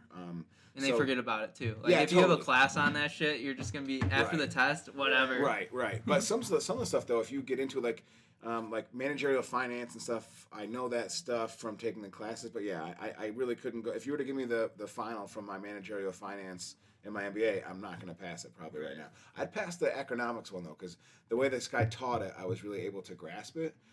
So from my background, the idea of implementing branding in the real world and managing digital campaigns, and if you go back and talk to people that I worked with at DH, I wasn't the most technical person in the world. In fact, probably the least one in that whole office. But I understood how business and relationships work and creative work. So I'd come and say, we need Facebook to do this. And I'm like, okay. From my standpoint, what I do from a teaching standpoint is the idea of using storytelling to develop brand relationships, either in public relations. So that's really where I come from. So academically, I mean, the people that I work in the department with me are far more academic. Well, there are a couple of them are professors of practice too, but they're all better teachers and smarter than I am. But it's a good trade-off. So this way education's working now, if it's done right, is you should have a combination of academic people and PhDs and very deep philosophical thinkers, people that have done this in the real world that understand that holistic view is needed. So that's kind of a really long answer to that question. Yeah, definitely. And like you starting your own brand with Spatchcock, that is an added bonus to like professor of practice. Yeah, well, out in the battlefield so doing it. The professor of practice thing is you have to be out in the field doing it. So Spatchcock Funk actually came on after I started teaching. Is that like a thesis? Well, in a sense? no. Like what you have to do is you have to have so I have another business called Royal Punk Android, which is my consulting firm. I partnered with some other people other people that do the advertising and marketing for Ben Walsh's mayoral campaign, and done some work in speaking engagements in different places. But I do public relations and advertising and branding for different companies while I'm not teaching. So therefore, I'm a professor of practice because I'm actually practicing the craft that I teach. Right. So I can tell students, this is what's happening in the real world, and they'll be like, well, yeah, like versus someone who's not active anymore, but was 20 years ago. So different. Right. It's they're so teaching different now. on shit that isn't relevant anymore. I once guest spoke at and I like to do a lot of speaking engagements because obviously I like to hear myself talk. But it's fun to get paid to do that, and you get to engage with people, and it's a low lift at the front end, and so I really like doing that. And I was at this one thing, and there was a professor there who spoke before me, and there's a bunch of people there. And the professor was talking about the importance of Flash, the Flash platform on a computer, which obviously... What's that? Right. Flash used to be a way to create videos to exist on a computer, like a website. Yeah. And it no longer exists, right? And it hasn't existed for, I don't know, 8, He was 9 talking about years. the importance of it in this day and age. Yeah. This is like 5 years ago. And Flash had died maybe 10 years ago, well before that. And I didn't have the heart to correct this person, but there were people that are taking notes, and it was like, that's irresponsible. And by the way, academic professors that are professors now, they're not doing that. But I'm saying that's why professors of practice have to be active in the field, because if they haven't been active in a while, then they might lose. I mean, especially in the stuff that we do from an advertising and creative standpoint. While storytelling is always the same, dude, Facebook, TikTok, like, oh my God. Yeah. I went to school for business administration and marketing, and like the biggest issue I had with most of my teachers were that none of them were teachers of practice, and if they were like 20 plus years ago. Right. I'm like, you're teaching me principles of marketing that were good in like the 80s. The way I see it, so different now. Totally. Yeah. I'm exactly. like, tell me something about like SEO or like paid ads on Google. Like that shit's relevant. The marketing professors at my school and the business school, those guys, and I'm in the College of Arts and Sciences and do some stuff in business school, they do great work in explaining SEO and those type of things, because I mean, you're gonna go work at a place around here like Terrakeet or Digital Hyve or Mower, these really great firms.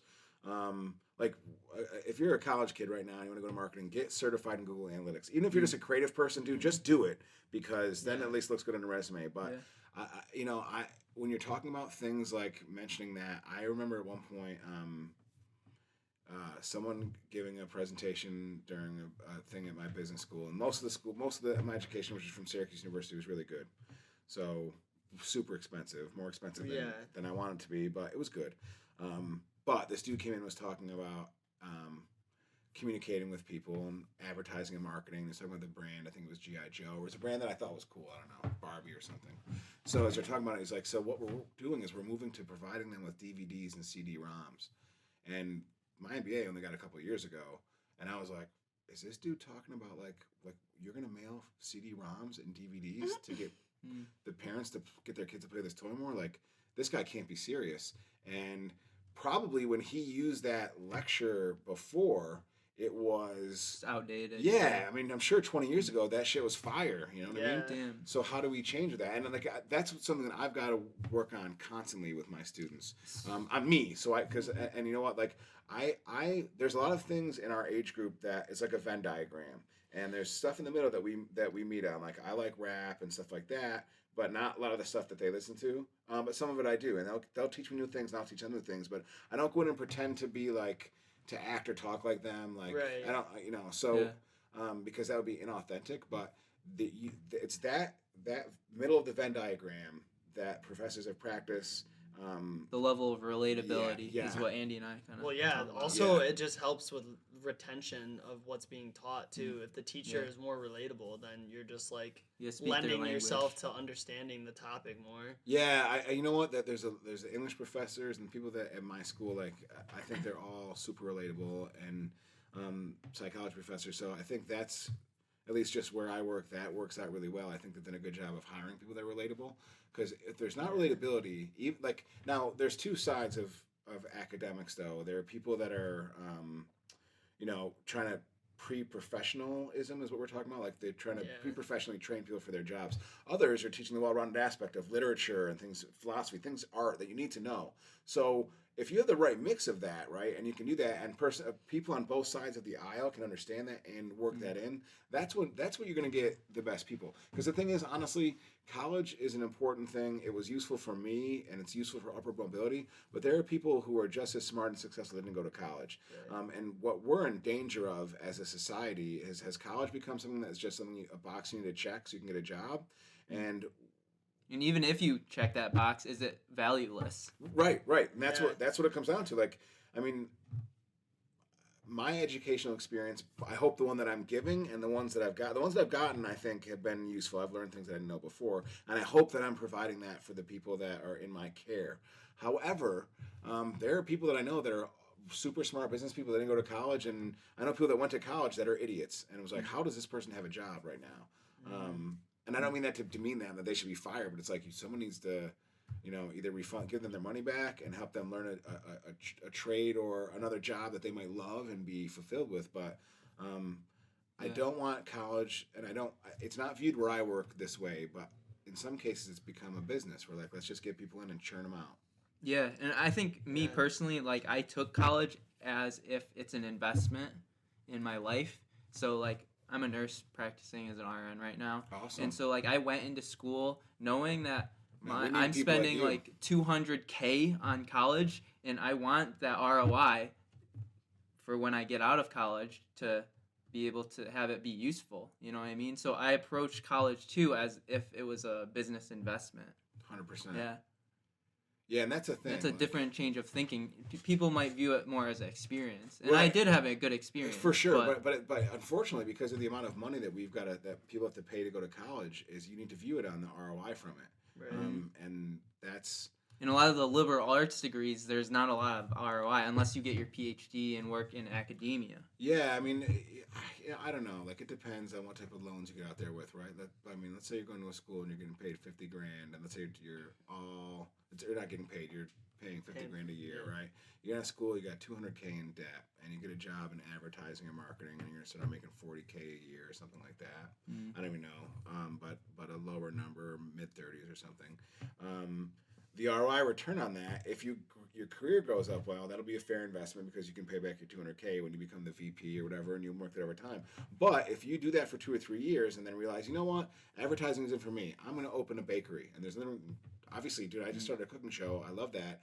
But now you have a pretty big sunk cost. That it's a debt you're going to chase for a long time. Then you go to the bank and say, "Look, yo, bank, check out this burger I just made." And the guy's like, "Oh fuck, this is the best burger ever. Like, I need $200,000 to open this burger joint." And they're like, "Yeah, listen, you still owe us like 150, bro." So, but it's a catch-22 for me too, because if you wiped out student debt, I would be happy about that because I have student debt. However, if you made college free, that's an issue for me because that's one of my revenue streams right now. Right. So I There's don't know. gotta I be don't. a I don't have balance. the answers to anything. I don't know And what the it's- balance is. Damn. Yeah. And it's resentment too of like people that did pay off their college loan debt. So just like have all this group of people just clean slate wiped off, while all these other people like worked hard to Yeah, decrease you it. know what though? It's tough. And I don't know. I mean, I'm just gonna say this because I read this somewhere. I've had other people say to me before too, like, that's not fair. They can't get their student loans paid off because I didn't work my ass off to pay yours off. I get that, right? But that's like saying, like, my aunt died of cancer, right? And if cancer was cured tomorrow, me saying like, you know what, you can't use the Get the- cancer cure because yeah. I lost someone because of that. Like, Oh, shit. this is the Yeah. evolution of Okay. life and Yeah. time. Yeah, 'cause That's, Good you know what I mean? point. I have Yeah. heard people who paid off their student loan debt about this topic say the opposite of what you're saying and being like, I don't wish anyone to have to like pay off, you know, all that shit and just be like stuck in debt. So like some people feel like, okay, like, yeah, like this is the problem, and if it fixes an Yeah, issue, because my whole thing is like, oh yeah, I know, like if people like you like if they didn't have to grow up, they should have grown up in my time when they could really feel this thing of someone I heard say the other day being like, well, they were talking about this. It was a guy on TV. I forget what show he was on. Was talking about young African American people today, and he's like, the black kids today, they don't really know the real sting of racism. Well, I'm sure they do. I don't know that they do, but I'm pretty sure they do. Why would you want them to go back and feel worse? Like, who would ever want that on someone else? But I think sometimes too we become jaded, and we'll be like, well, if this sucked for me, it has to suck for them too. I don't know if that's, but it's a hard thing. That's not how we evolve. Yeah, and I don't have any answers for it. You know. Yeah, I mean- but it does raise the question of like if this group's getting college debt removed, should this other group get reimbursed? And probably not. I But, don't know. I mean, People would probably if have that we could- argument. If we could go back and reimburse them, I mean, shit, I'd like to be reimbursed for that, but I don't know that. I just don't know how 'Cause, the like, we do it economics would for- work. If we're bringing in race into this, like Native Americans, like So- all their tragedies, we're kind of reimbursing them in some ways. Right, and that's a weird conversation that people have too. You're talking about like reparations, right? Yeah. That's a hard thing to think about because I mean, probably the worst thing in the world a human can do. Probably genocide is number one, and then slavery is number two, right? I mean, you're gonna enslave or murder or try to exterminate a race. It's pretty bad. So slavery, yeah, there should be reparation for that. But sometimes too, like I've heard other people say, like, you know, like Great Britain originally, we were colonies of Great Britain, and they can come back like, actually, we want money because you know, like, no, we beat you in a war. Now that's different than slavery because people were kidnapped and stolen, and that's awful, right? But I don't know the right answer for that because. I mean, my relatives came over from Ireland and England and like in Germany in like the 1800s. Like they didn't own slaves. Now I don't have a problem if we're going to increase taxes and by a little bit, and that's going to go to some people that need the money. I can live with that, and I'm not rich. Just like okay, fine. I don't have answers to that, but that's a really great philosophical debate that hopefully someone can solve. And you know, some other things that people talk about, which I. Because we're entrepreneurs and we like business and cooking and everything like that. Will the universal wage fix all that? Because then everybody's equal at that point. Right. I don't know. You know. Yeah. Are you supportive of like universal basic income? What are your thoughts on that? Well, Is that what you're referring to? yeah, that is what I'm referring Okay. to. What am I? I mean, that's Like Andrew Yang. Well, yeah, I mean, remember? gang. the Yeah. Yang Gang and his what was it? He had the math thing on the Yeah, make America think harder. So his deal, like that idea, isn't foreign to me. Like, but here's my thoughts on it. I guess since you're asking me, a universal income. If we're at that point in society where it's become such a stretch that we need to do that, then I'm okay with it. But the idea of universal income, and people talk about socialism and communism, they often confuse those two philosophies radically. They think they're coincide with Right, each other. and they are very different. Okay, let's Very break it different. down because just get Well, some knowledge here. The concept of communism on paper, right? The Communist Manifesto that Marx wrote. Marx was not a good dude in real life, but the concept is like this, man. Is that we are all equally 100% equal. We're all going to make the exact same amount of money. We're all going to have an equal say. Like, we'd vote on every decision. Like, we're going to do this. But what happens is human nature doesn't allow communism to exist in its purest form. Right? It's Because, a utopia. Yeah, because people all have ambitions and things like that. So to me, democracy, until there's a better form of a way to have equally shared... Blockchain. Yeah, right. Until something's developed at that level, like... Democracy is the flattest thing we got right now to give us a chance. But in situations like this now, where people are like, oh, should we push back elections? Should we? And this isn't to be anti-Trump, and I've never heard him say that we should push back the elections. But like, if we're still sick in November, we need to have this election, no matter what, because our lives, our governmental system is built on a choice of election. And maybe the system's broken, but we still get to choose. Once you start suspending that, we get in a dangerous area. So communism on paper, the idea of everybody being equally, that's cool, man. It's just hard with human nature to do The that. implications of it. So the universal basic income, the concept is very cool. I haven't seen any, I'm not read up enough and knowledgeable enough on like the numbers behind how it would work. Because also too, at some point, like, if you're going to make that happen, are you going to tell Bill Gates, who seems like a good dude, give money to people like, hey, Bill, I know you're living the life of a billionaire because you've earned that $1 billion, but you know what? Now we're going to make the life of a 100,000-aire because all of us are going to have $100,000. Isn't this great? And Bill Gates himself might be cool, but Trump wouldn't be cool. Trump wouldn't be like, hey, you're going to live like the upper middle class. And that's like the capitalistic mindset, I think, of like being on this hierarchy of things, whereas like communism's more so like everyone has the right to universal well-being. On paper, correct, right. Yeah, but in reality, it never has worked that That's way. why you had think of communist states in history, right? Cuba was communist. Now it's a dictatorship, bro. Homeboy Castro, and like, people love Bernie Sanders. I don't dislike Bernie Sanders. He's a smart dude. He's very funny. Like, every time he's like talking about Castro, like, he did some good things. No, dude, he's a dictator, man. That's not a good thing. So there's that. Then you look at the Soviet Union, man, and like when the Bolshevik Revolution happened and the communists came into power, it was like, we're all gonna be equal, cool. And then all of a sudden there was Lenin, and then there was Stalin, and those dudes weren't communist. Those guys were dictators and totalitarian governments. And like Putin, that dude is an elected president. No, he's not. He's manipulated a dictator. all of their elections. So communism allows that like type of oligarchy, and we were talking about China earlier. And China, the people of China are good, normal, regular people. They're just normal people, bro. But the government of China is a dangerous, bad situation. And I'm saying this now, and I'm gonna get assassinated on my way home. But the thing is that's good thing we didn't stream it live. Totally. That's where the oligarchy type stuff happens. I mean, the governmental shit is crazy. Yeah, and I think that shit happens because you have this one person at the top that's running the show. I mentioned no checks. Right. Yeah. You know? And I mentioned earlier blockchain. Are you familiar with that? I am familiar with it, yeah. Decentralized systems. So yes. That allows each individual But I'm only person, barely, so walk me through it, because I understand the theory behind it. Yeah, so blockchain, when it all came out, like Bitcoin, that was all the rage. Like, people were investing like crazy into it and trying to make a buck. But the thing that's more impactful is the system itself.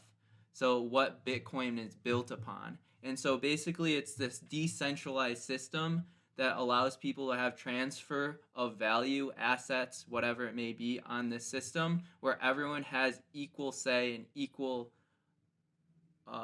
So if I own $100, that $100 is mine. It's not given to me from the government. It's like, in that system, that $100 is yours. You have that ownership. So it creates a system where, like, there's no one at the top that is distributing.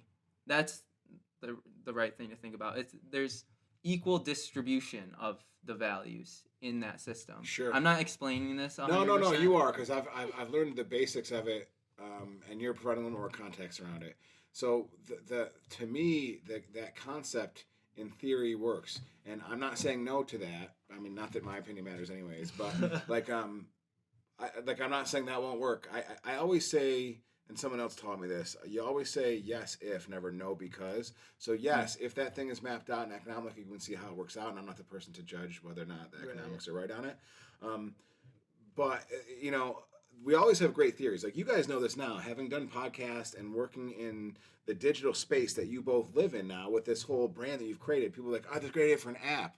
And like someone like, oh, how about this self-wiping toilet? I'm like, I'd buy a self-wiping toilet. How does it work? And like, oh, I don't know. Okay, well then that's just an idea, dude. Right. So blockchain, you just explain it better than I've heard it explained before.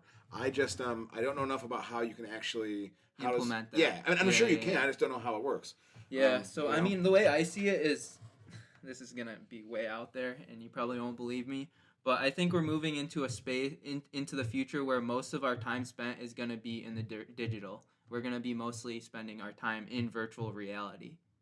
Well, okay, but to the virtuality part, I was totally believing you. Not that I don't believe that either. I believe that you spend people when you tell somebody, ask one of your friends how many times you check Instagram a day, and they're going to say 10. Nah, dude, you fucking check that hundreds of times. So yeah. I agree with that. But virtual reality, keep going. Expand upon that. Okay. So people are thinking of like this in terms of we have this blockchain in a digital space, and we're trying to transfer this physical real world, our reality, the value that makes up this real world, to this digital space. And it's not transferable. Instead, think of it as two separate things. We have the real world, we have virtual reality. The blockchain is going to be the ecosystem of that virtual reality. It's going to be totally separate from the physical. But right now we're trying to transfer it. Okay. We're trying to make the US dollar, the physical value of that, be transferred to the Bitcoin. Yeah. But the Bitcoin itself is going to hold its own sense of value. And I'm thinking that it's going to be real estate. The value of real estate, if you, in this virtual reality, own this certain section of that world, you can now expand on your ideas, experiences in that virtual reality. Okay. So let me ask you a question about that. And you can have parties. You can have Spatchcock restaurant events in this virtual reality space, and you have to own a certain amount of Bitcoin to have that experience. I'm not. You're saying I wouldn't believe you. I believe that. I don't know when that's going to happen. I don't think it's going to be tomorrow, but I'm certain what you described, we're heading in that direction. Now, here's my deal. When you're talking about Bitcoin, and one of the things that's attractive to me about the Bitcoin phenomenon is, like, in the real world, the American dollar is the anchor currency for the rest of the world.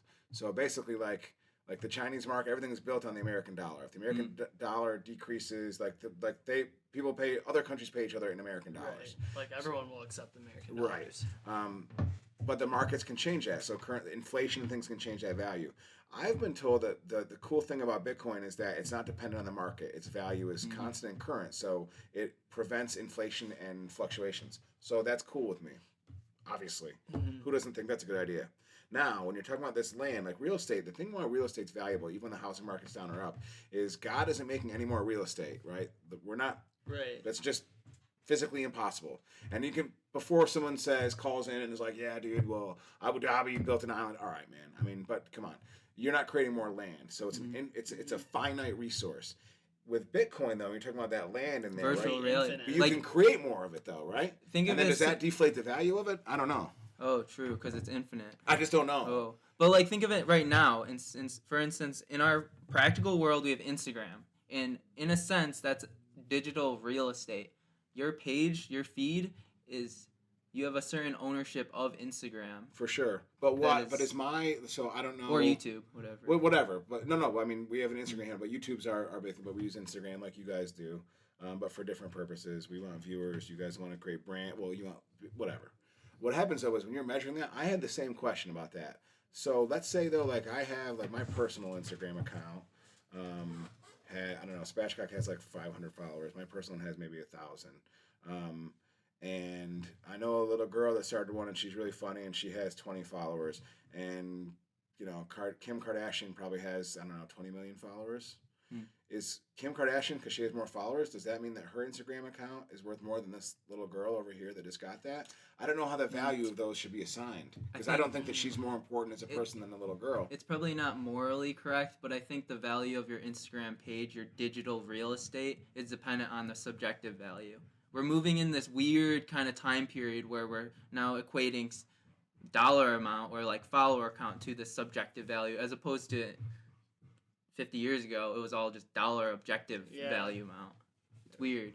But like art itself, like for instance, we have this art piece on the wall and only one person likes it. Well, when we try to flip this, we're only gonna get probably 25 cents. But if let's say 1 million people know that and they support that vision, they're like, turn around, flip this, it'd probably be like $100,000. Yeah, so that's an interesting point too. You monetize creativity, and then It's not ethical, maybe, but I don't know if it might be the reality. If it's supply and demand is created by real, it's not manufactured. That's not unethical. It's a free market. Right. If I'm going to withhold something or price gouge, that's unethical. But if I'm Andy Warhol, or if I'm like, and I keep going back to mentioning Wu-Tang earlier, but if you're a musician or a band, right, I can go and see a pretty good band downtown. I can go to like see Spatchcock Funk. It's a cool band. I can check those dudes out. That's dope. I'll pay $20 to see them. And I'm not saying that Wu-Tang and Rage Against the Machine, I want to see those bands, and I'll pay $200 to see them. I wouldn't pay $200 to see Spatchcock Funk, and that's not knocking them, but that's not unethical because of that price change. So same with art and these type of things. Yeah. I don't know how that gets applied to personal value over time, but I'm sure that there's at some point it's going to come down to that. That's what you're saying? Well, to a certain extent, if like we're all living in a virtual reality, and I can go into a different tangent where I think that our real world is going to be sustainable to provide this virtual reality to keep going. I can get on that topic later. Okay. But we're living in a virtual reality, for instance. Yeah. Yes, the real estate, the digital space might be infinite. We can create millions of different virtual worlds. Yep. Yes. Yep. But the amount of people, the users on that infrastructure is limited because there's only like 6 billion people only. Right? That's But like, let's say you infinite versus that. I get it. Let's say you now create Let's go check the time to just make sure. Okay. Let's say you create a Spatchcock Funk channel and you have this digital real estate and you're inviting people to come to that experience. You as the entrepreneur or the extrovert want a bunch of people there. Right. The amount of people is limited. And there's a finite amount of people. There's a finite amount of people, and that's the subjective value that we're moving into. It's totally different shift in thinking because we're so used to dollar amount, objective, physical real estate. I'm selling this item. But now it's going to move into more about culture, I think, and it's going to get more philosophical. No, I'm learning quite a bit. That's pretty interesting. And these are all just theories in my head that I interesting. spin through my head. And also like with the automation of everything and like people losing jobs because of manufacturing being run by robots, that's the space people are gonna have to resort to now. Personal brands starting their own thing, So, and like that's a space you could really expand on that. So to kind of go back on before this podcast, you asked like what's the vision of this, and I haven't really talked to you about this, but like having all this knowledge about like where is the possibility of the future of tech, I'm thinking that if we can create this broad network of all these different entrepreneurs, creatives, when that drops, we're going to be living it, man. We're going to be in this virtual reality, having all these people going to all these experiences, events, and we're going to be like... You have already put your flag in the sand and saying here's where we're at. So that's a very, very cool way to do that. So let me ask you this then, based on that stuff you're talking about. Are you guys accepting Bitcoin for merchandise? No, we haven't. It's not valuable. Like I said, I don't think it's valuable when you try to equate our physical reality. Because that's the reason why I asked that is that's where the whole trick is right now. Is because to get the people to convert, people, I don't want to say like me, but I'm 42. So you don't get the old fat white guys of the world to get on board with this. The hard thing is they won't. Most of them won't relate. They'll be like, I actually talked to someone a little while ago that was like, oh, the internet, that thing's never going to catch on. It was like, what? Like, how is this even a thing? Like, he's like, my company doesn't do a website. I'm like, what? So, anyways, you'll still have that type of resistance to it. Like, that's just going to be a good challenge for people to be able to figure out. Well, think about Instagram, for instance. You have all these videos on there. Now, let's say Instagram comes out with a new feature that's like, okay, you're wearing this certain shirt, but you want Versace because of the brand name on that video. Yep. So you're going to pay Instagram in Bitcoin to now have Versace branded clothing somehow like graphically designed on your person in that video. That's the value of it. Mhm. We're getting away from like the physical item itself and just it's again Yeah. subjective value Yeah. of Yeah. like the brand. It's creating a vision that It's imagination. potentially in real life you couldn't ever create. Oh, for sure, but eventually it will. I mean, like it's like when you talk about Blade Runner, the things that you're talking about, right? You guys have seen Blade Runner and stuff, and read the book, which is like, what is it? Androids. Do androids count sheep, or some name of the book? Anyways, you're totally right. What if you go back in time, you see shit like the show Star Trek, man, like the '60s show was a brilliant idea of predicting the future. And this dude Gene Roddenberry, I mean, actually, I do like Star Trek 2 is dope. Wrath of Khan, check it out. But I haven't watched any of this new shit or anything. But the idea back then was like, what will the future look like? And it was utopia. So when you watch the show, that's why there's it was like the United Colors of Benetton with different races there, but it doesn't feel cheesy and forced, right? The first interracial kiss was on Star Trek, actually. It was a dream sequence. But anyways, they predicted like cell phone technology and different things like that. Eventually, what you're describing, there's no way that has to happen at some point, because eventually we're already there. Yeah, We're technology already. I mean, who knows what happens when true AI is realized and a sentient. Who knows what's going to happen with that? Singularity. Right. So the singularity hits and all these things go down. Who knows? So I'm not disagreeing with what you're saying. In fact, I'm enjoying listening to it. You are going to have, in any situation, people will be dragged, kicked, and screaming, right? Like, Yeah. okay, we're going to get rid of slavery. All right, cool, but they can't go to the same schools as us, right? Like, there's always someone that has to be dragged, kicking and screaming. Damn. And, in that situation you're describing there, that's going to be, like, right now, there's so many people that would just... Inequality. I mean, yeah, and just think about, like, right now, like, people are generally like, you know what, let's send everybody back to work next week. And it was like... Are you serious? Like right now, like I had to talk to my wife and I told my partner, I'm like, listen, these guys seem like it's safe over there and I don't want to get people sick and I don't want to get you sick, you know what I mean? So like, and obviously I'm here, but I was like, okay, so I'm gonna take these precautions. These guys seem like they're doing that in the up and up. So it's a genuine discussion that I was having to determine to come over here. Right. And Right? I like sparked that. And I was like, we need to you be were smart totally about respectful about that and everything, and that made me feel really good. Yeah. I'm like, okay, cool, because I was like, oh, what do we do this or not? But you saying that actually gave me feel like, okay, these guys, I'm not going to die from this. So, I shouldn't have shaken your hand when we first met. Well, but we're good. So when you go through that though, right?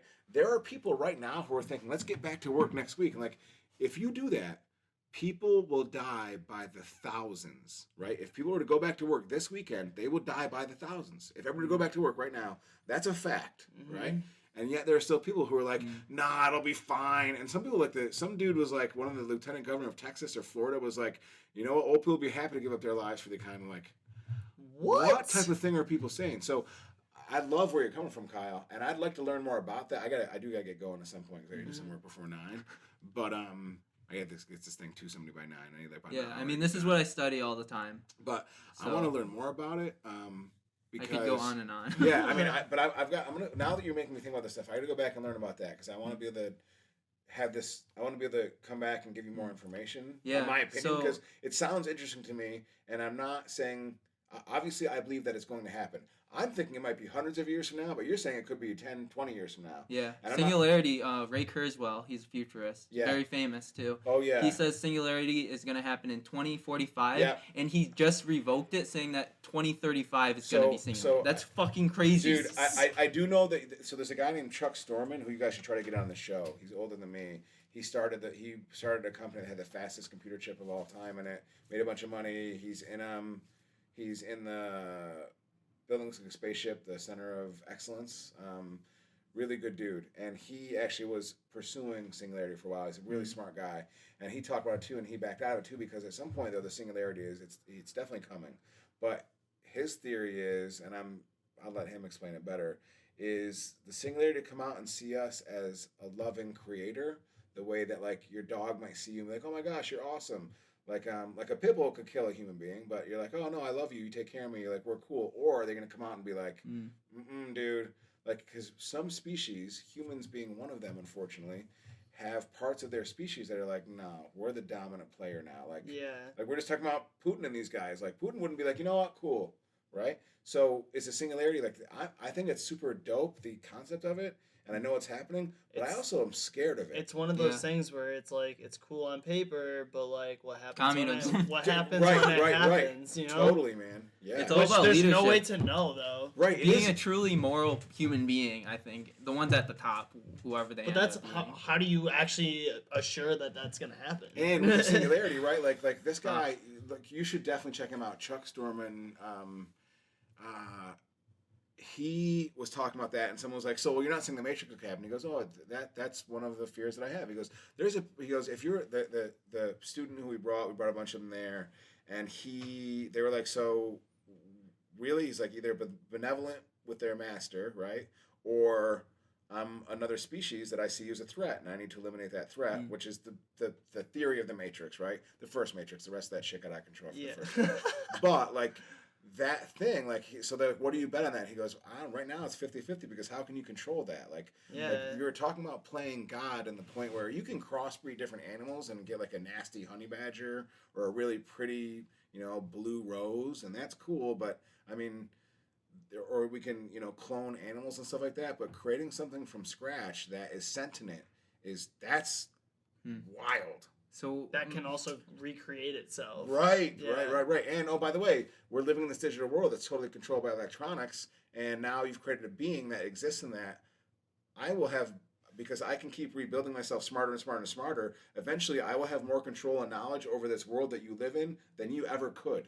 Right. Yeah, Yeah. and it's too late at that point. It's Yeah, exponential. They decide it's like, Yeah. right, it's exponential, and at one point that's great because what will this do for us? But at one point it might be like, it might say, why do I need that Yeah. weird little fleshy bag? Yeah, Yeah. exactly. And I think it's always important if they were to create AI, and they will, that it's gonna be controlled in a virtual reality of itself. Self-contained, right? Yeah. But you know Before what? they present it to the real That's world. the thing when we think about like viruses and weapons. The reason why bio weapons are such a no-no in the government situation is because in the wrong hands, they're Could someone's kill gonna use- everyone. Right. So what's to say that a terrorist, like, I agree with you. The singularity is coming. AI is coming, and you're right. The right way to do is keep it in a self-contained thing that it can't jump into our virtual world. But maybe right? it'll find a way. But if I'm a terrorist, why not be like, yo, or I'm an anarchist, be like, Yeah. cool, let's Fuck. release this, man. Because like then terrorism will go from direct violence to like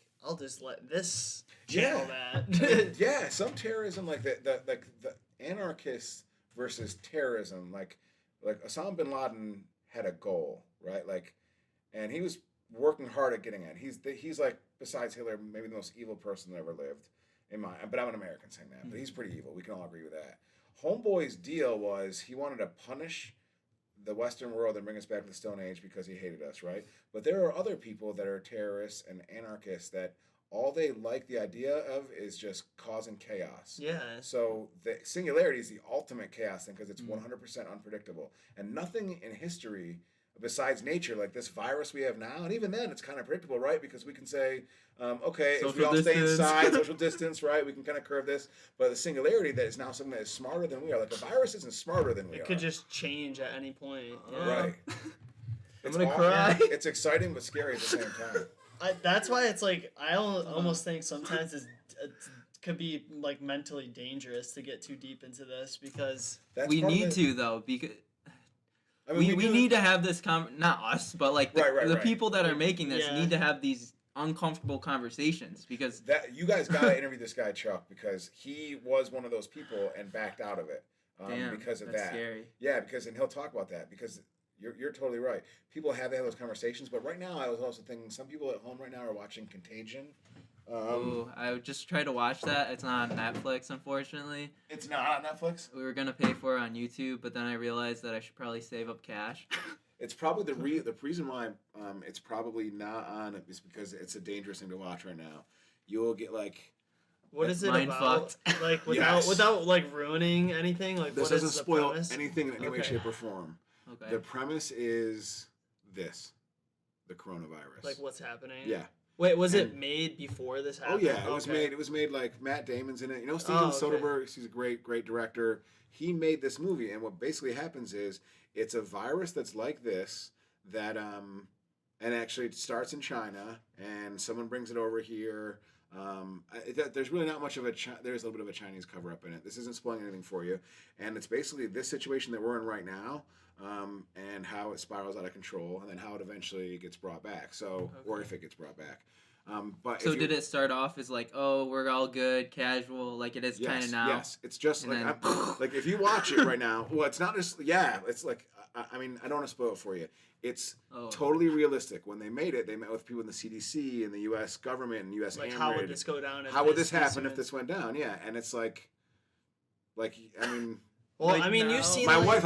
My wife's like, I want to watch it, and I'm like, I kind of want you to watch it, but then I'm like, I don't want to watch it because then I'm not going to sleep. Like, it's a nightmare because like when you have like a nightmare and you watch like Friday the 13th or like Hostel or Saw or something. Yeah. And it's scary. You can't sleep for one night. Cool. The next day, a couple days. You're like, that would never happen. Yeah, I'm not gonna get fucking kidnapped and tortured by somebody.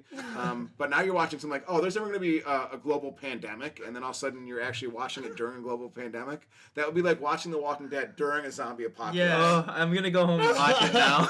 Well, it's gonna mess you. Well, did you notice that though? Like the second this shit started, like Netflix just had a bunch of like virus related Outbreak content. is another one that they took off there. There's another book that you should read. This is so much fun. I gotta go, but this is so much fun. You guys are just great to talk to. So there's also a book. Stephen King wrote a book called The Stand, and The Stand is his like opus. It's his like like every author has a great, like Cormac McCarthy, who wrote The Road. His real is Blood Meridian, which is a super violent book. But The Stand is Stephen King's really epic book. About the end of the book is the battle between good and evil, but the first half of the book is the collapse of society because of a virus. It's a man-made virus in the book, but if you read that right now, like I bet you probably can't get that online either, because it will fuck you up. I mean, you should watch it and then let me know what you think, because it's well done. Matt Damon's in it, but it's gonna be like. What if none of this is happening and we're all just in a virtual reality right now? Like it's the Matrix, and the Matrix is like, yo, they're getting too bad. Let's drop a thing in there. Well, there was one movie that I forget the name of it, but it was like the trees were releasing like a toxin, and everyone just started like dying, and no one knew where it was coming from. Yeah, it was one of the M. Night Shyamalan movies. Yeah. That one was kind of interesting. He made the one too where the aliens invade and they get hit by water and they all die. Yeah. I just spoiled that, so. No, we won't say the name of it. We don't. And then I just said the name of the movie. Yeah. Yeah, like, but some of that stuff, like the virus stuff, man. It's wild. Yeah, because it's real. Yeah. Like we're doing the singularity thing. Like, you know what's funny is we're having a podcast about Contagion during about the movie Contagion during the coronavirus. And in 2045, there's going to be 3 people having a podcast talking about the singularity while the Matrix is starting. You know what I mean? Yeah. We're watching the Matrix and the singularity just came real. Like, it's going to be Terminator shit, you know? Right. That's so funny. It's going down. Goosebumps. Yeah, dude. This has been awesome. I got a jet.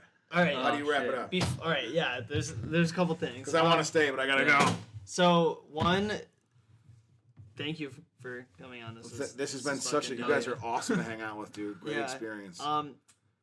Plug your shit. Tell people any like thing coming up for Spatchcock Funk. I know this is kind of weird time, so no, it's cool. Shit so might be on curve, but Spatchcock Funk is on curve a little bit, but not really. Here's what we're gonna do: we go online, check out our homemade hand sanitizer, SpatchcockFunk.com. Follow us on YouTube. Spatchcock Funk is the channel.